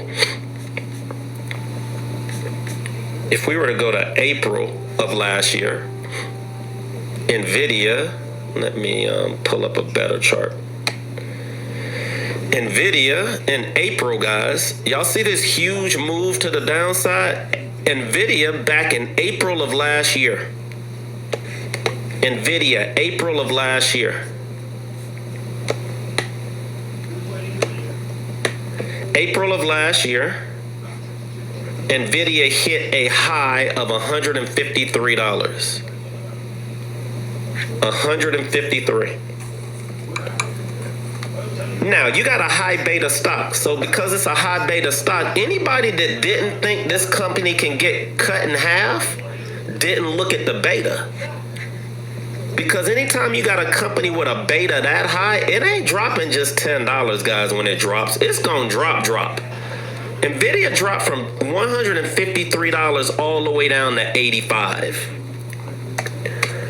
But you know what? If you can catch it to the upside, when you got a high beta stock and it's going in the direction you want it to go into, well, that's how you can get in it at $85 and it go to $212. You got a double in less than a year. It dropped about 40%. I remember when it happened because I was waiting for it to drop to 75 and it was $10 away. It dropped 42%. I was hot because I thought it was going to drop 50. I was going to buy a bunch of call options because I already own the stock. I thought it was going to get to 75. I actually thought it was going to get to this yellow brick road, guys, which is around 60. But it turned around and it started to go up in price. So it was $153 at the highs. If you were using the What Would Joe Do method, the What Would Joe Do method says, let there be red. Once you break through this white line, this is the What Would Joe Do method for investing. This is the magic show that I show you guys all the time if you follow money.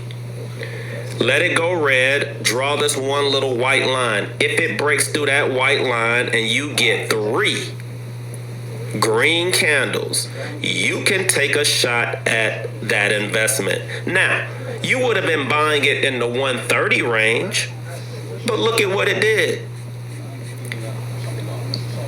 Does it really matter that I got in at 130 if it's going to go all the way to 212? Too tweezy?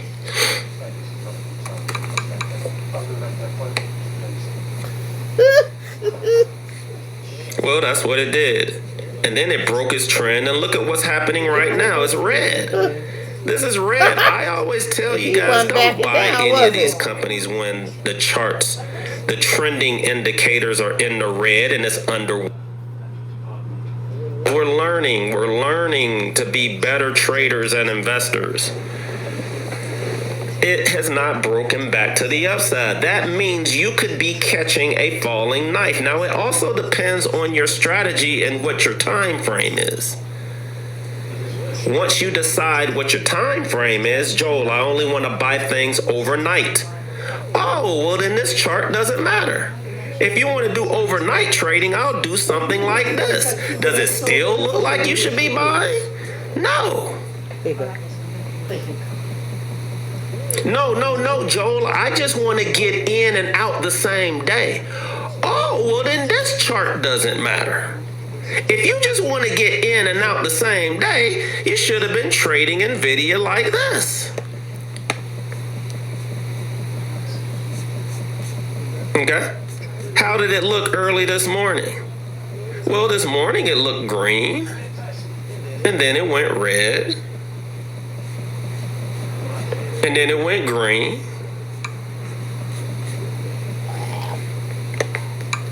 and then it went red. This is why I tell you guys, look, if you're trying to catch an all-day trade, you ain't been watching the market. The market has 3 or 4 trading periods right now. It is so volatile, you're not going to get a one-way move. You're going to get 4 moves with about 10 candles for each move. So you day traders that are out there that's struggling because you're not fast enough. At 9:30, how many green candles do you guys see here? Let's count, because you guys don't believe me when I tell you guys there's only 10 candle trends going on right now. Y'all just don't believe me. So I have to show it to you. How many on these candles here, I want you guys to count how many times the trends switched. From there, how many green candles do you guys see? Because that was 9:30. I want you guys to count. How many green candles do you see on NVIDIA? For you day traders that are out there. I'm trying to teach you day traders also. You gotta know what you're dealing with right now. That's 11 candles. What do we talk about? 10 candle trends. Guys, trends are only lasting 10 candles. Then it started to go down. When it started to go down right here, how many red candles do you guys see? Count them for me, please. Count them for me, please. Because y'all just don't believe it, brother. I'm trying to teach you guys how to make intraday money, swing trading money, and long term. How many red candles do you guys see? 11? Okay, we broke that trend and we went to the upside. That's the second trend. The third trend, how many green candles do you guys see here on this trend? I said I would have probably noticed because she started walking. How many people? On tiptoes. Oh, really? I thought she did or something like with her feet up.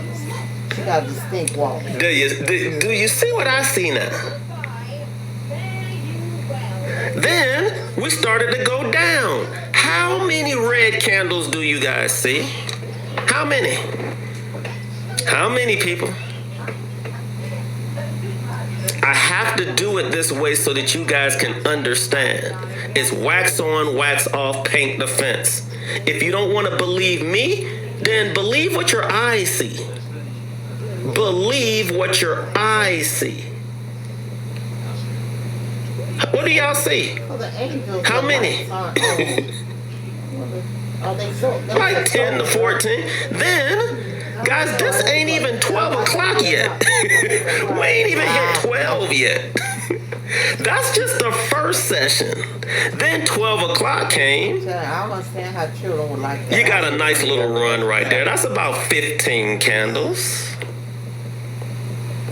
Then 1 o'clock came. You got about how many candles, guys? How many reds do you see? About 10? Then by 2 o'clock, I told everybody, stay away from 12 to 2. You don't make any money from 12 to 2.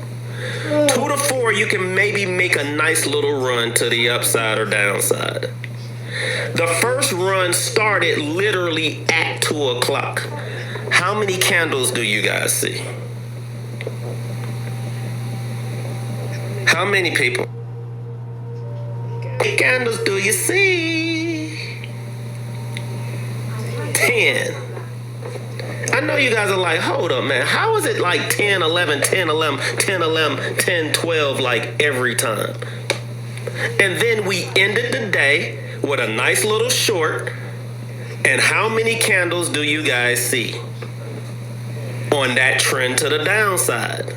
About how many candles? Nah, there's no other TikToker on TikTok teaching this. I swear I'm the only trader that can see these things. All right, so it was very hard to trade Nvidia today. All right, because it rose and then it went sideways, and then if you weren't fast, it was hard for you to make money. If you wanted to make money to the upside in Nvidia today, we're gonna run to the options market.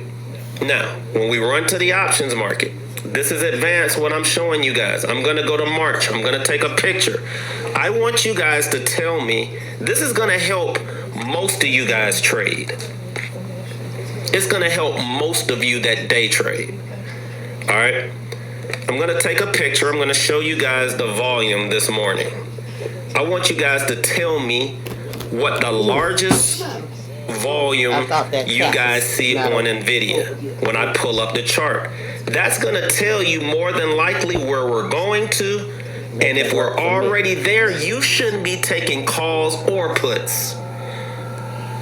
I learned this from the Nigerian brothers. The Nigerian brothers who used to be on Fast Money, they got a free book out called Unusual Options Activity. I learned this from them. I learned from millionaires. I didn't learn from thousandaires who came on here trying to create strategies. I learned from millionaires. What is the largest number that you guys see underneath my chin? 85,000 underneath my chin, what number do you video. guys see? What's the largest? The largest number that you see. Write it in the comment section. Yes, I'm using a 3 minute candle. But I know now I'm gonna have to put a stop loss so since I've died, we have to already know what our stop loss 85,000. Good job. Now, why is this important? Because that's going to tell me where everybody is betting that Nvidia is probably going to. If it's already there, guys, the trade is over. Anybody that was trading at that strike and buying calls from there or buying puts from there and we're at that value, this is going to help you guys stay out of bad trades. If you go to the right, you're going to see that 85,000 strike was the 190 strike of Nvidia. Now, I don't know what Nvidia did today, so I'm going to erase that and see what price. Oh, Nvidia never went to 190, so I see why you guys were buying it. But after hours, I think we popped there. Let me see. Nope. Oh, yeah. Oh, at 3 o'clock, guys, we got to about 189. We got to about 189. We almost got to 190. So if you were trading Nvidia today, that's fine. You got to that 190 strike. Well, you got close. It was tough. It was a tough day. It was a tough day. But you got close to that 190 strike. The only way you would have seen me take that trade today, guys, is if that 190 strike was being bought. If you looked up and it was already 190 and you tried to buy a call option at the end of the day because of the pop you thought it was going to make overnight, I wouldn't have done that. Because you see when it jumped to 189, it sat there for about 3 minutes and then it reversed. Yep. So, if you're going to use unusual options activity to trade, let the A, we have not gotten to yet, and B, it's above you if you're trying to trade calls or below you if you're trying to trade puts. And in my opinion, I'm trying to get in and out the same day. Now, you guys are grown, so you're going to be able to make whatever choices you want to. But I'm not gonna trade it overnight. All right? That's NVIDIA. Let's look at Tesla real quick. Why did Tesla do so well today? Let's do the same thing with Tesla. Tesla this morning, guys, Tesla this morning at 9:33 started printing unusual options activity early this morning. Now, it wasn't on my radar, but it was on the radar of a couple of people in the group chat, and they were trading it, all right? So I'm kind of, I think the 40, well, I'm not going to say anything. I'm just going to show you guys. So at 9:32, 9:33, guys, you're going to be able to see unusual options activity. So I always look, there are one-day options now that are kind of confusing me, and I kind of hate it. I kind of hate the one-day options because it's kind of messing me up in the way that I trade. But you can look at the one-day options now, and you can kind of see what everybody's betting on that day. All right? And it's interesting because if you... I'm going to take a picture. I'm going to show you guys something on Tesla, and you guys are going to tell me what is the largest number that you see. We're going to do the same exact thing because we were looking at NVIDIA just now. Now we're going to look at Tesla. This is advanced, guys. These are from my advanced traders that showed up today. We're going to talk about a little bit of investing, a little bit of swing trading, and day trading if you come into this room. I honestly believe you guys should learn how to do all three. So you can make fast money, slow money, and long money. All right? Now, on this chart, I want you guys to do the same exact thing. This morning, if you decided you wanted to buy Tesla, I want you guys to tell me, look down my chin. We're going to use a very advanced strategy. Tell me, what is the largest number you see? What is the largest volume that you guys see? Write it in the comment section. Those are contracts being bought, guys. Those numbers that you see, that's that big, that's how many contracts are being bought that day.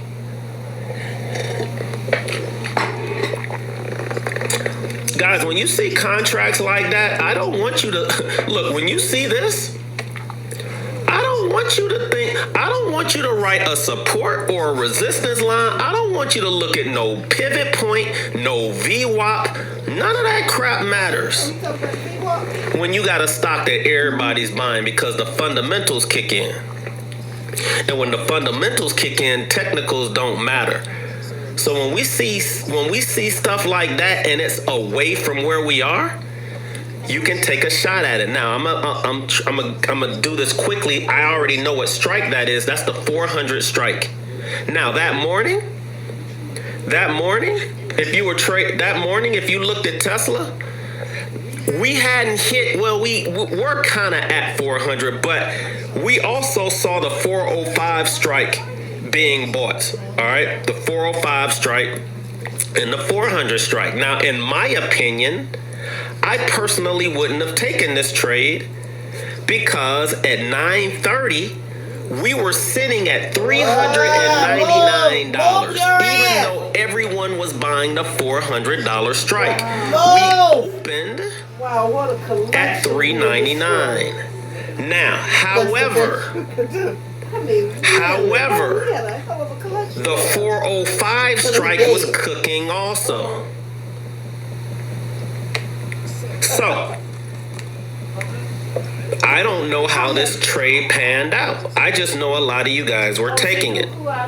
So the way that I would trade this, guys, this is exactly how I would trade it. I would pick the strike that I want. How can you not be? I don't care about theta. I don't care about gamma. None of that crap matters when you're intraday trading. I thought the masters. I don't even care what delta is. I don't care about none of the Greeks. Regular, hard, expert. What I do care about Because I can't, I'm gonna lose them. I'm gonna try. and how long I'm in that trade. I want to be in it for about an I hour, want to be challenged. and I want to make sure that everybody's buying that option. So Challenge. I'm gonna play with you. I'm gonna pick the 400 strike, but I'm gonna pick it. Well, the day is over, so I'm gonna. I know it paid out a lot more. Hold on, I'm gonna see something real quick. I probably would have bought the when I buy my options, guys, I want it to be worth at least $65 to $70 with over. I mean, you had the what's the word I'm looking for? You had the volatility that you needed. All right, so you guys are looking at the chart. So what I did is we're charting that particular option. You're charting that option. So at 9:35, I literally go to a 1 minute chart only for my entries. If I decided to buy this and I was gonna buy the 405 strike, this is my rule. I'm gonna watch this chart. I'm gonna wait for it to go down in price. I do this every single time. This is the part that you guys are not doing. You have to let it sell off some.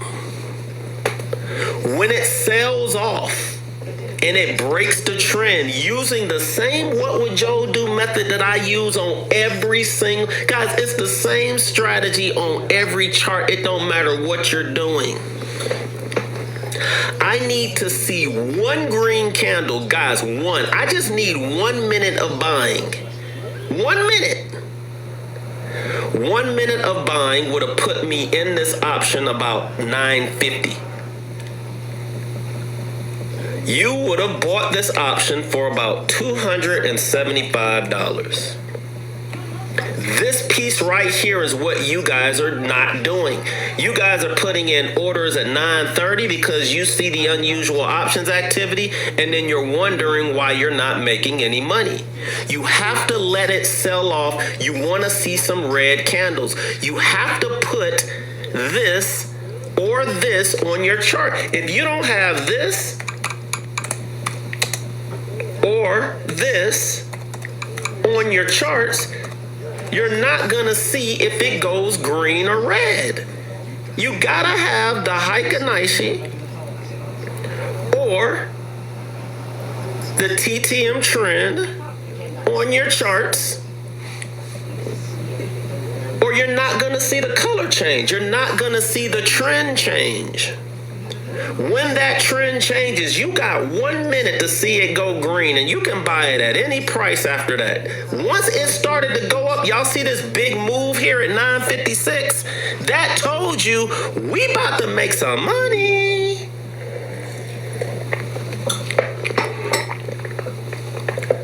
Once it hit 275, I know a lot of you guys are gonna say, I could have got it, I knew I should have got it down here for 200. Who cares?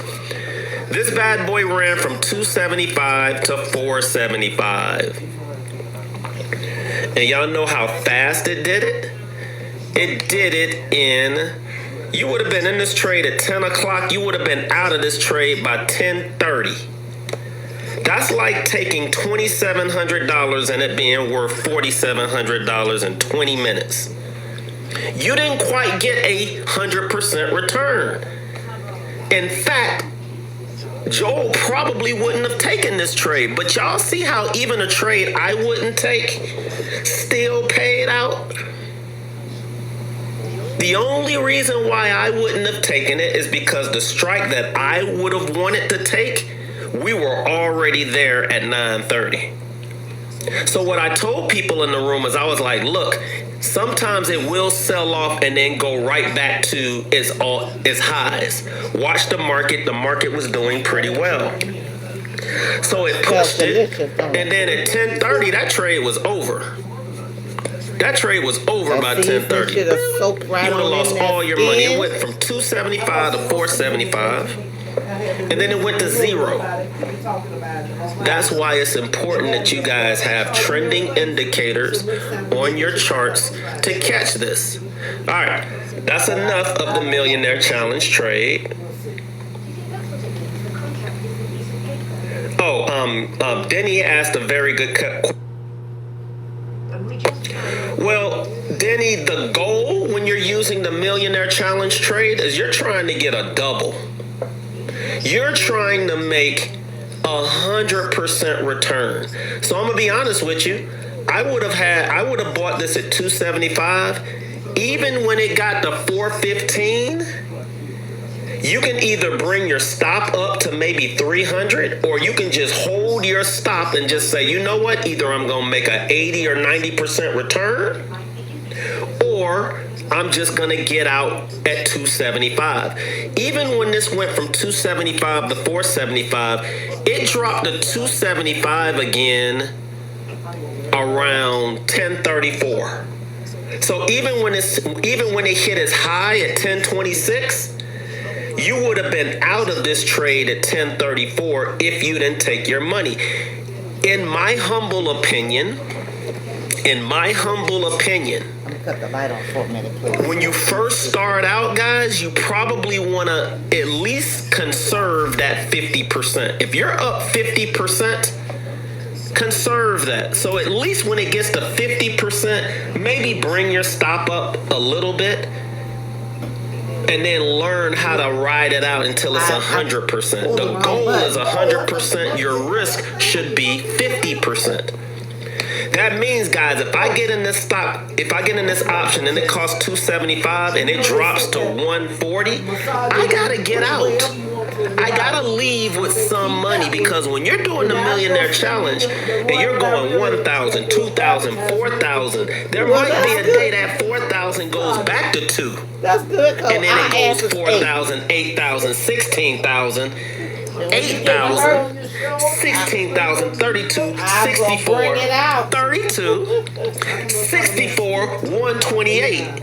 Because if you do this strategy and you do it, there's gonna be a couple of losses you might get in between.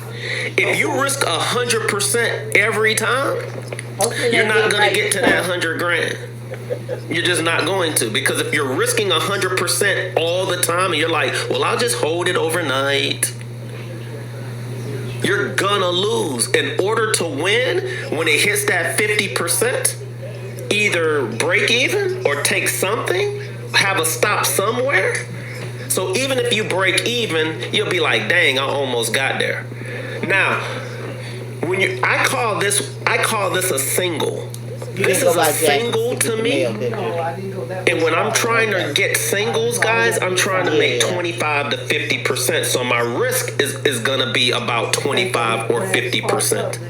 When I'm trying to hit a home run, I'm gonna risk 50%. These are trades you can take every day. But guys, this is where you guys mess up. The Millionaire Challenge trade is a trade that is set up for you to make 100% or more. It has to be the stock of the day that everybody is talking about, that has the highest volume. It's got to be one of the top 3 stocks everybody's talking about. Otherwise, it's a single. You're going for singles in the options market. I see you guys trying to push 100% in an everyday move in the stock. And you could do it, it's just harder. Everyday move in the options market trading this way is going to give you 25 to 50% to the upside. This one just so happened to run to 80%. Now, you guys can argue with me and say, Joel, this was a stock that everybody was talking about today. Great. You know, I'm not here to argue with you guys on if the stock was a Millionaire Challenge trade. I'm just saying I created it so that the top 3 companies that everybody's talking about today, you're going for a home run. If you just want to trade an option just regularly, then you can't look for 100% return. That's not realistic. There's not enough volatility. There's not enough people buying it to make it move. You want to buy what everybody else is buying because there's so much volatility in it. It can be up its full ATR and continue to go higher. So make sure that when you're writing down the stock that you're trading of the day, label it. Like put a star by it if it's a millionaire challenge trade. If it doesn't have an asterisk or a star by it, treat it like a single. So if you see 25 or 50%, take it. Because that's probably the most that you're going to get. Millionaire challenge trade can be 100. So you guys are going to have to figure out where you want to take your profit. I'm teaching you guys how to get into it and how to have your risk in place and what to look for. All right. You can put a stop loss on your options the same way you put a stop loss on a regular stock. You just right click on it and it's going to ask you, where do you want your stop? It's very, very easy. TJ, you said, what's a good beginner app for futures? You mean for futures trading? Thinkorswim is going to always be the platform of choice that I pick for you guys because you can do stocks, options, futures, and Forex on it. The margin is going to be higher, but I think the margin being higher is better for you guys. All right. What time is it? 8:14. Let me look at you guys' stocks real quick. Let me get through these 10 real quick in the next 15 minutes. I mean, I can only spend 1 minute on each company. All right. So Masters of Nidus, if you're still here, I apologize. And I'm just now getting to your to your question about futures. He asked about the micro ES, right? So if you were trading the micro ESs today,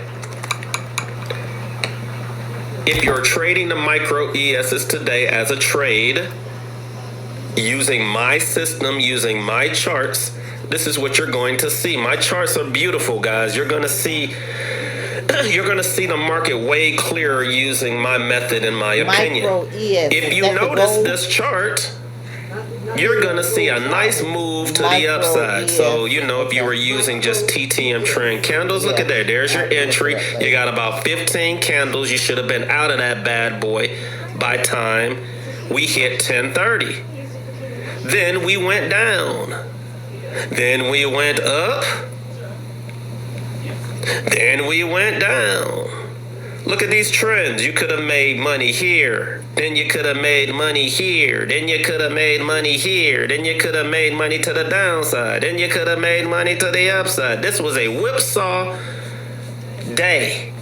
In fact, I think all we did was go sideways pretty much all day. The market really didn't give you one trending move in one direction. If you wanted to trade the MESs, and this is what we're looking at, guys. We're looking at MES. This is the micro futures. I don't know why you guys are out here paying $10,000 for futures classes. I can teach y'all futures in 3 minutes with a strategy.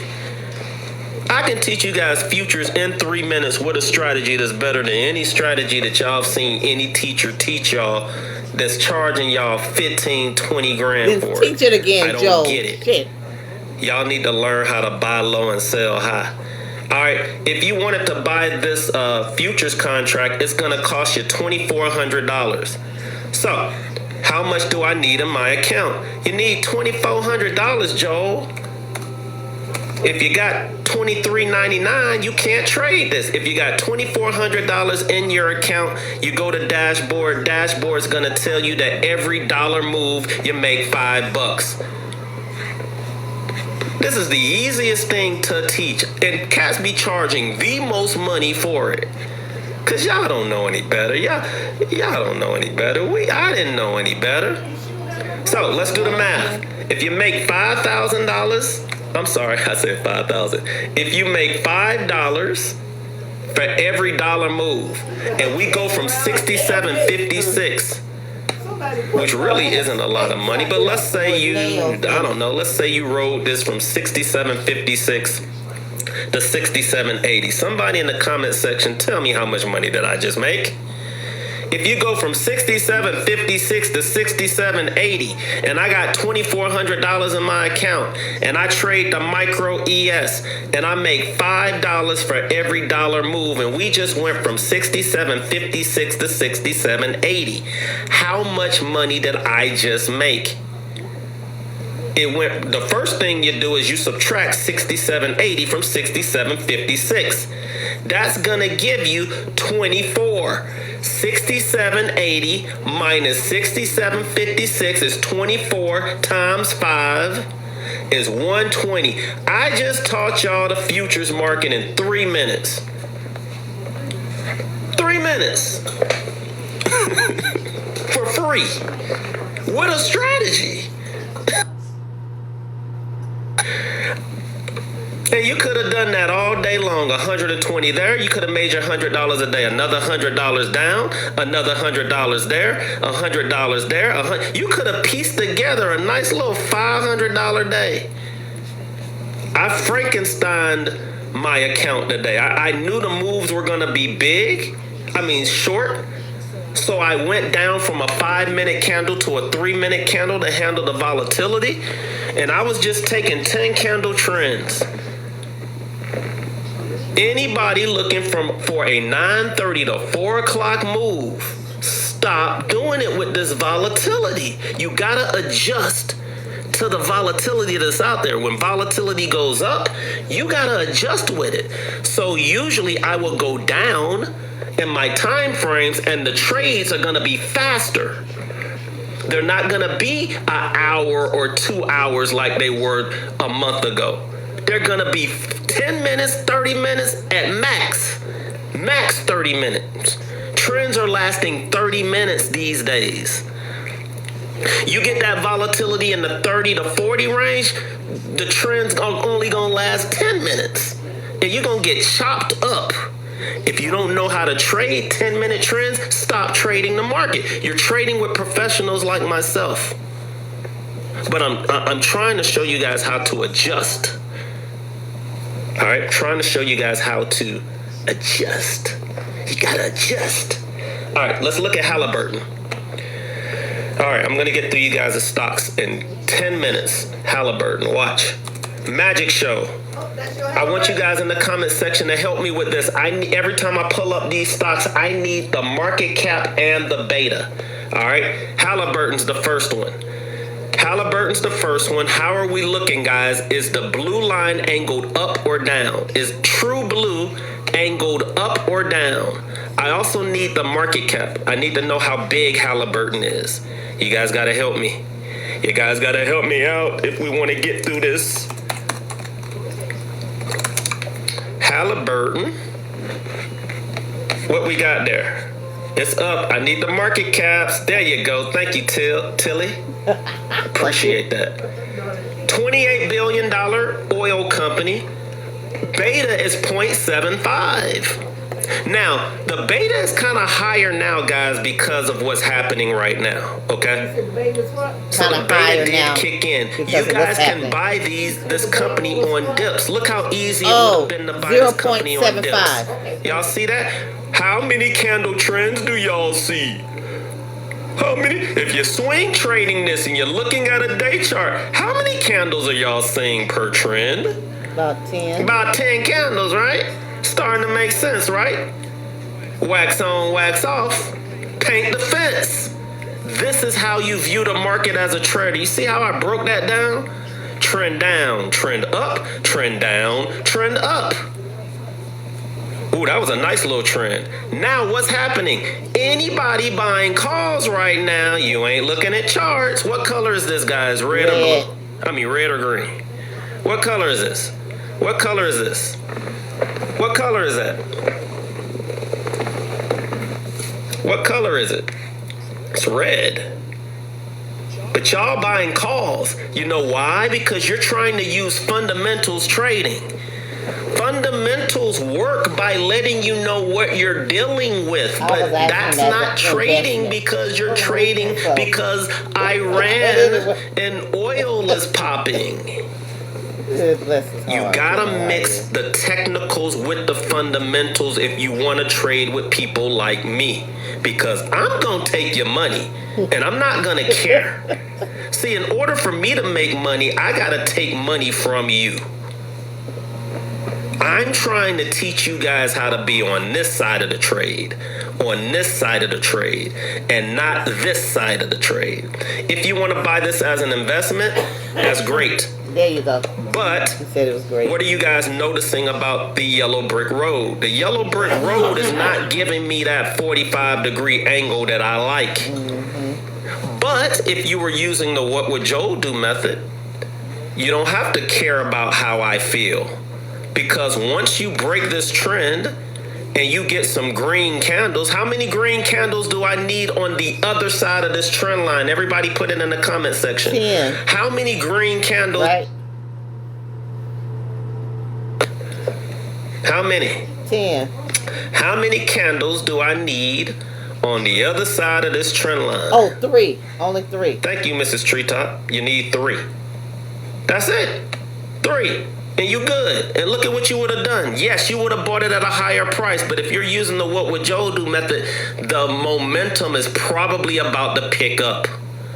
And you would have gotten in at a higher price, but it would have immediately started going your way. So if you want to invest in this, great. If you want to trade this, you're in the wrong direction right now. Wait for a nice little pullback. I don't care if you guys buy it at this trend line. It depends on your strategy. I love arguing with you guys. It depends on the strategy. I could be wrong if your strategy is longer. If your strategy is in the next 2 or 3 days, you're going in the wrong direction. All right. Got it. All right. Good night, DJP. Hopefully I got to your question. All right. Let's look at snow. Let's look at snow real quick. I need the market cap of snow. I need the market cap of snow, people. I need the market cap. What is the yellow brick road doing in snow? Oh, probably. What is the yellow brick road doing, guys? Y'all know I like the yellow brick road to be going up to the Wizard of Oz. I don't like the yellow brick road going down. The yellow brick road is angled down. I don't want to be around. You might get a nice little rip to the upside. I don't know. But guys, instead of catching a fallen knife, I just want you guys to do something because I want you guys to think about this. You can't go up without the stock going up. I'm going to say that again. The stock can't go up unless it goes up. Joe, that makes no sense. No, it makes a lot of sense. This stock can go down, down, down, but it can't go up unless it goes up. Until it breaks this trend, I don't care what the price is. Y'all think it's on sale at 174? This bad boy can go to 74.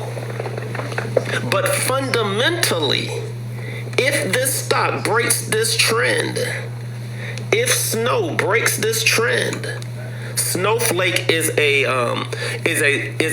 software company, guys, a data company that deals with software. That's why it's down in price. Wait until it breaks this trend.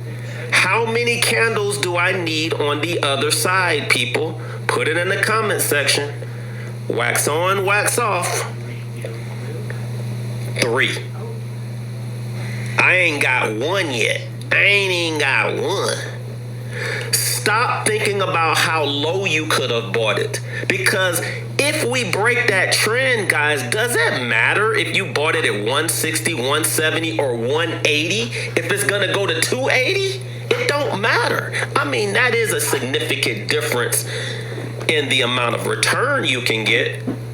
But in the long run, like just overall, it don't matter. So just wait, just wait, just wait. All right, just wait, guys. You can wait. Let's look at Google real quick. Let's look at the Googs. Is True Blue angled up or down, guys? The yellow brick road angled up or down? Up.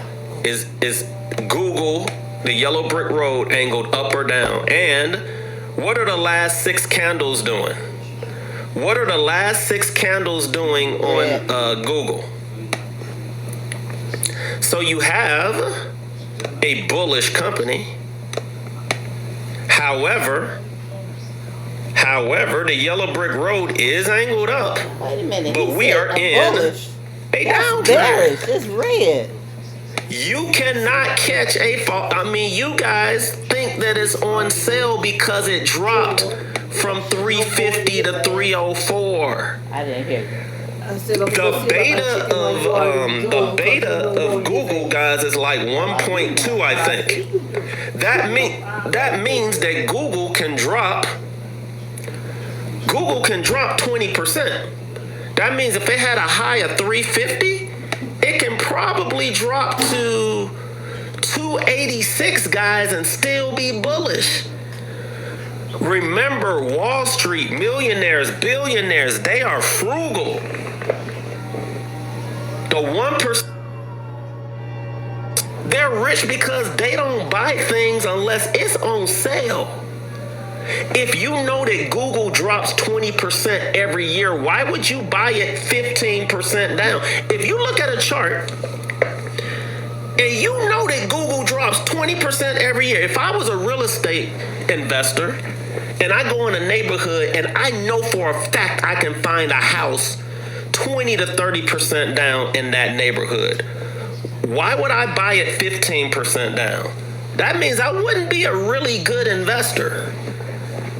If I know for a fact next week I can find another house 20% down, why would I buy it 15% down? The only people that will buy it 15% down are people that want to get in it and be in it forever because it's the home that they want to buy. But as an investor, as a swing trader, as a stock flipper, as a call buyer, well, I'm gonna buy this 15% down when I know it's gonna drop 20. I want you guys to think that way.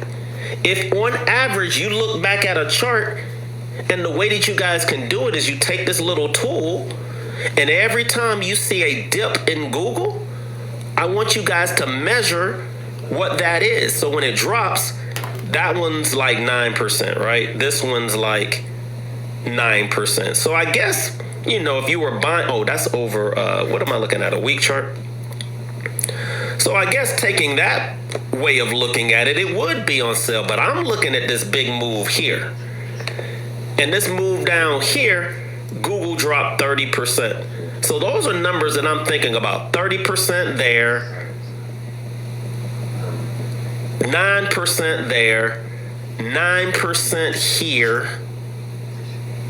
So I got a 30% move, a 9%, a 10%, and now we're down 13%. I got a 9, 13 current, 30% last year. Joel's going for 20, period.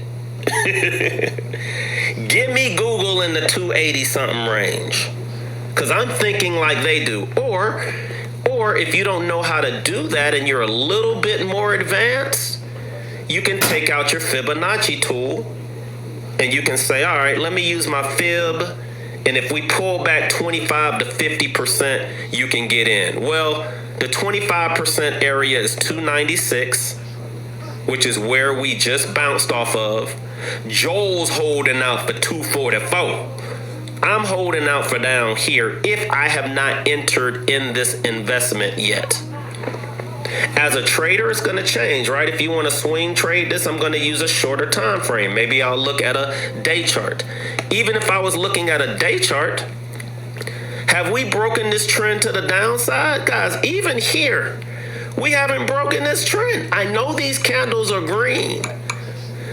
I know some of you guys may have used this as the trend that it broke, but I need 3 candles and I need them to be going sideways to up. That's not what's happening here.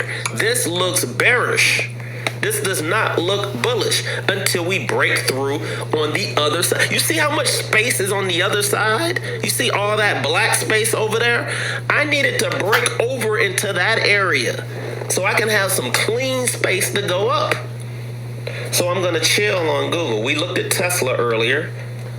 We looked at, let's look at MBIS. So MBIS, guys, is a company that NVIDIA is investing in. we broke out of this triangle. So we were talking about it. I don't even know when we pulled this up last week. We said if we break out of this triangle, we might have a chance to rise to its all-time highs. Well, guess what we did, guys? We broke out. We broke out of this bull flag. We went sideways. We went sideways here. Y'all see it? Maybe some of you guys can see it. In between these blue lines, you see how we ranged. And then we broke out.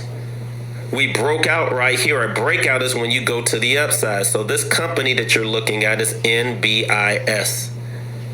NBIS. All right, we're looking at NBIS. If you don't know what the company does, go to your chat and say, ChatGPT, can you explain to me what NBIS is? Why is NVIDIA investing in this company? Why buying this company? And should I buy it? And ChatGPT or Gemini or Perplexity or Claude, whatever you use, will give you a sophisticated answer. It might not be the correct answer, but it should give you an idea of why people are buying it. Now, we're at 129 now. I wouldn't be buying it this high. You missed the move. If you were trying to buy this, you missed it. The 200-day was angled up. You see the blue line that's angled up? If you were buying this and you were using the what would Joe do method, all you had to do was this. This is the what would Joe do method, guys. You want to go down into a major trend. A major trend line or a major moving average. This major moving average was the 200-day. You hit it. You went through the wall and you're on the other side. As soon as you get 3 green candles, bam, bam, bam, you could have taken a shot at this. You would have bought it somewhere in the 92 range. You would have been up about 30%. All right, using the what would Joe do method. All right, we got 2 more to look at, and then I got to get out of here. We got SMH. This is the semiconductor index. So if you're into buying companies like NVIDIA, Taiwan Semi, and you don't want to be, let's say you don't want to buy the individual stocks, but you want to buy the sector. You're interested in buying the ETF. A lot of people will buy it. But look, guys, even though the 200-day is angled up and it increases your luck, y'all know I want to buy things closer to this blue line. Well, we're nowhere near it. And this has been going down in price. So even if I drew a trend line across all of this, guys, we have not, look, I know there was a trend here. There was a trend here, it hit up, and then it formed a new trend to the downside. You guys got to learn how to do this. And then you erase the first one. And now you're seeing the trend for what it is. Until the semiconductors can break through this line, all of the semiconductors are going to have a problem. All right, there is a problem. You need it to break this white line here, and it won't do it. It will not break through it. The 200-day is angled up, which increases your luck, but I'm going to wait until we get down to the 200 or we break through this white line here. You got to break through this with some force, and it won't do it. It's going to keep bleeding out until it can break through. All right. So, the SMH is doing well because of the NVIDIA news, but, if you're interested in a company like that, an index like that. Now, this is pure buying. This is Taiwan Semiconductor. This is what we were talking about earlier. If you were interested in buying this, y'all see how easy, if you were using my method, how clean and how easy you would have known to get into this? Look at this. Look at how clean this is. It went down in price. This was a fake out. So you see all these red candles? The only reason they're red, guys, is because I have a trending indicator on here called the TTM trend. It is the best by far trending indicator I think ever created. It's only found on 2 platforms, TradeStation and Thinkorswim. I haven't seen it anywhere else. If you don't have access to TTM trend, well guys, everybody has access to Heiken Aishi. See how I just switched my chart? They both are gonna color code your charts. If you're not using a color coding system to see the trends and you're struggling, that might be the issue. My charts are very clean and very easy to read because it's price action. When it goes green, it goes up. When it goes red, it goes down. All of them 50 indicators y'all been using these days, throw them in the trash. Everybody is all about trending indicators now. It makes everything so much easier. Look how clean my charts are. Y'all ain't seen no charts this clean. You ain't seen nothing this clean. Look at how you broke this trend. You got 3 candles. You knew when it's easy for me to make money and it's hard for you. Trading and investing is dumb easy for me. And I'm trying to help you guys understand this. These charts do not turn green after the fact. They're doing it in real time. That means once it prints a red candle or a green candle, that's it. This is what's happening right now. What color are those candles? What color, guys? What color do you guys see? It's clear as day that nobody should be long. If you're long, you've been wrong. And you've been wrong for 1, 9, 10 days. When it started to go red, you should have known. Wait, Joel uses the 10 candle system. We probably gonna be red for about 10 days. If this is a trend to the downside. If it's a trend to the upside, I should get about 10 candles to the upside before it switches. Anybody thinking you're going to get a 30-day trend to the upside, you are being unrealistic.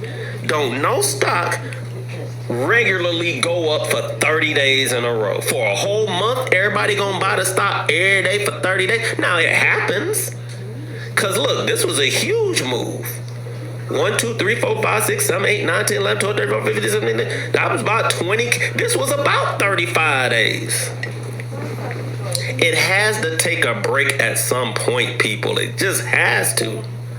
If you're using Fibonacci. And I actually heard a relevant teacher, and I had to leave the room because I couldn't believe they said it. A relevant teacher was telling you guys don't use the Fibonacci. And I was like, you're going against math? Okay. I lost respect for the teacher. I was like, wow. I don't know what's going on with you. What's going on in your trading life right now. But if things stair step going up or down, guys, stocks are going to stair step going up or down until the end of time. It's never going to change. It's never going to go in a straight line. It's going to stair step up. The Fibonacci is just telling you the 25 and the 50% area because physically a stock cannot go up higher unless it's stair stepping. Physically, when it comes back in price, guys, if you look up the statistics, 90% of the time, it's going to come back to the 25 or 50% area. That's just statistics. So if you don't believe in this, then you just don't believe in math.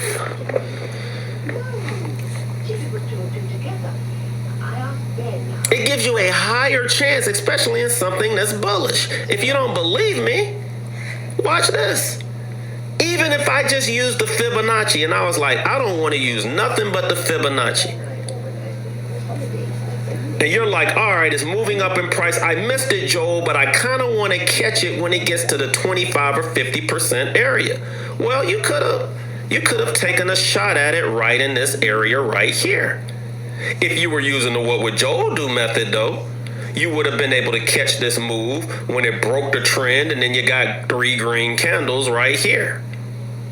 And you still would have won, no matter what. Y'all trade the hard way. I trade the easy way. And then you could have done the same thing.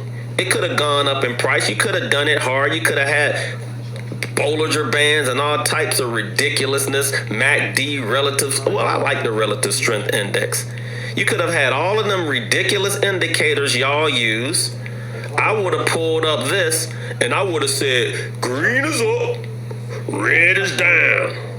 When it breaks the trend and it go green, I'm gonna buy and then I'm gonna make money. And then when it goes red, I'm gonna get out. And I'm gonna out trade every single one of your mentors because they are making something that only goes up or down. Guys, you got a 50% chance of something going up or down. You don't need 17 indicators edge on a move that either goes up or down.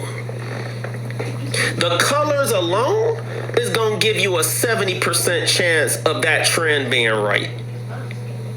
Just the colors alone is going to put you in the 60% range. You add a trend line here or there, it's going to increase your chances also. I'm trying to show you guys the magic trick, the magic show. The super simple, basic way of understanding price action. You understand price action, all that crap that you be hearing people talk about, you're not going to listen to that crap anymore because this is the polygraph. This is the polygraph. Use the best trending indicators and use the best trending indicators out there is the TTM trend and the Heikin-Ashi candles. The best way to see if a trend changes, guys, they call it a trend line for a reason. It's called a trend line. And y'all don't even want to use the trend lines. It's called a trend line so that you can see the change in trends. The TTM trend is literally in the name. TTM trend. Joe, how do you find a trend? Use a trending indicator. Joe, how do you know when to get out of the trend? Use a trend line. I know I hope I didn't hurt anybody's feelings, but it's my way of making you guys understand that this stuff is not hard. You just got to learn how to read charts. Once you learn how to read charts and draw on your charts, everything is going to seem a lot easier. All right, I got to get out of here, guys. It's 8:45. I'm way over. I'm missing out on QT time, and I'm trying to stay Murray. So